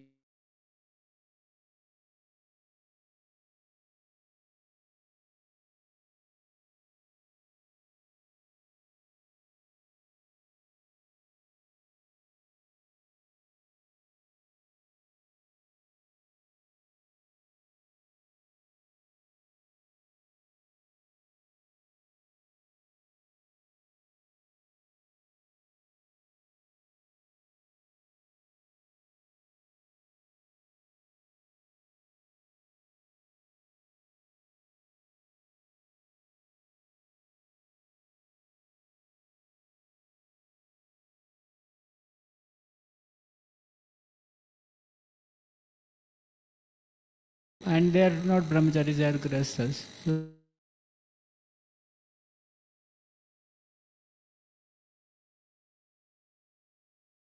to do, then no problem. Just like once His Grace Shamanand Prabhu in Mumbai, he got a call from one company and said, sir, we want to have your seminar on what is that, art of mind control, whatever the topic, like that. So when could we have it? We want to know with you. He said, anytime is okay, I'm free only, like that. So you let me know. They said, okay, we'll let you know. So then what happened? They never called him only. So then some other devotees told him, Arey, you said you are free all the time. They thought You are some ordinary fellow who has nothing to do, so you just give seminars like that. So you should not say like that. You should tell, Acha, you want to have seminar? Okay, let me see. There are so many appointments in line. I will get back to you. I will tell you soon. Like that. Show as if you are very busy like that. Then they will, oh, he's very important person and quite busy schedule and all that. Hopefully he will agree, if not immediate, later, like that. So if those devotees also, for the sake of not earning money, but for the sake of earning the interest of the people, they charge, and that are grihasthas also. So if their spiritual master, who is pure devotee, if he says no problem, then it's okay. One thing is that is just to make people serious. Like Prabhupada also said, no, don't give books free. Even for Radhana Swami Maharaj, who was a yogi, not having any money, Prabhupada did not recommend giving freely. Maharaj had to beg for 7-8 days in Bombay streets. Some money, some little bit he got, he gave, and that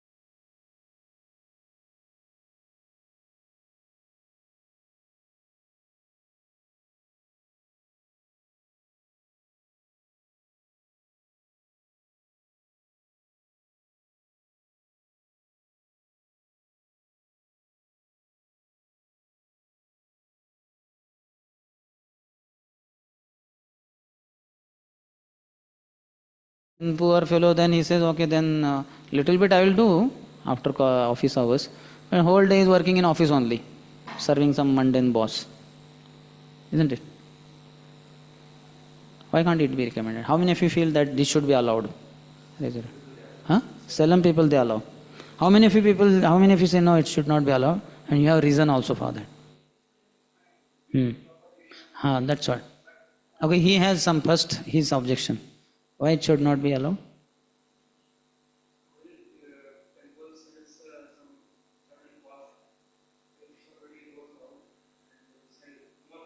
No, he will not tell the cause. Give donation from your heart. You know that style, no? Foreigners. So what happens, let's say 250 rupees Bhagavad Gita. Somebody gives 200. He says, no, that doesn't even cover the cost price. Give more. So then he gives 50. He can say, possible, give more, sir. So that person, no, not more than this. So now he got exactly 250 rupees, which will be all submitted to temple. But somebody says, okay, take 100 more. So he gave 300. So 250 comes to temple and he gets 50 rupees for himself. And the cost is never known to the person because cost was never told. This is what I am doing for last 2-3 years. I am nowadays not telling the cost only. I am saying to people, this is I explain what they do. So, sir, please give some donation from your heart, whatever you feel like, for propagation of our knowledge. So then people always 30 rupees or 20 rupees perfection of yoga. I carry in Hindi, Marathi, English. People give minimum, some people give 10 rupees or 20 also, but most of the people give minimum 50. Some give 100, some give 200. Few followers have given 500 rupees also. Just see, anybody can, and they are all intelligent people. They know this book cannot be costing 500. But just because I say donation, they know ISKCON is glorious and they are doing so much welfare work and all that. So they give 500 rupees also. So he should not say cost is 300 rupees. That is not proper. He should ask for donation. Dakshina. Dakshina is like donation. Like they are not charging the amount. Like you should give me this much money for this particular program, or performing this kirtan for this many hours. You have to. If he is making a packages, then that's. But as you said, if he is asking for donation, like whatever they like to give, then that's understood. But because For Brahmana, books you are talking. for book, I'm not talking for about this recitation of Bhagavatam or kirtans. Books it is understood because anyway they assess the quality of book and they give accordingly they give donation. But for reciting Bhagavatam or kirtans, They ideally should not charge. if they are taking as dakshina, because Brahmanas also used to take earlier dakshina. So if they At the end, dakshina is okay. that People is give. fine. But if they charge like packages, Yes. then it So is- then it should be asked to spiritual master. The spiritual master is pure devotee. He will know. because I heard that Gaur Gopal Prabhu, Gaurang Prabhu, they also charge when they give seminars. But that goes directly to temple. When they are raising funds for temple, that is understood because But then also, though it goes to temple, they should have the blessings and permission of spiritual master. They should not think, okay, anyway goes to temple. Because the spiritual master will be very mature also. He will see whether ISKCON in future should not face some difficulty. These people are also professional. They are charging money.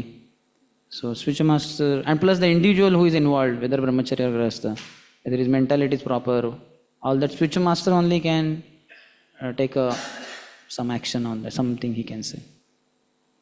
Okay? So we'll end here. Grantara Srimad Bhagavatam ki jai, Srila Dhruva Maharaj ki jai, Srila Narad Muni ki jai, Srila Prabhupada ki, Samaveta Gaura Bhaktaranda ki, Nitai Gaur Premanand. So thank you for your extending. Hare Krishna.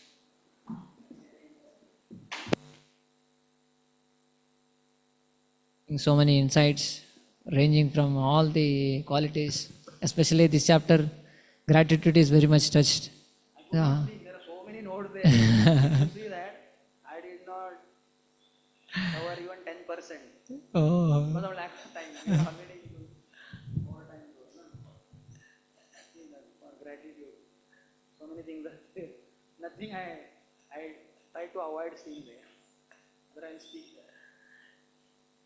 So many practical tips and practical lessons we learn.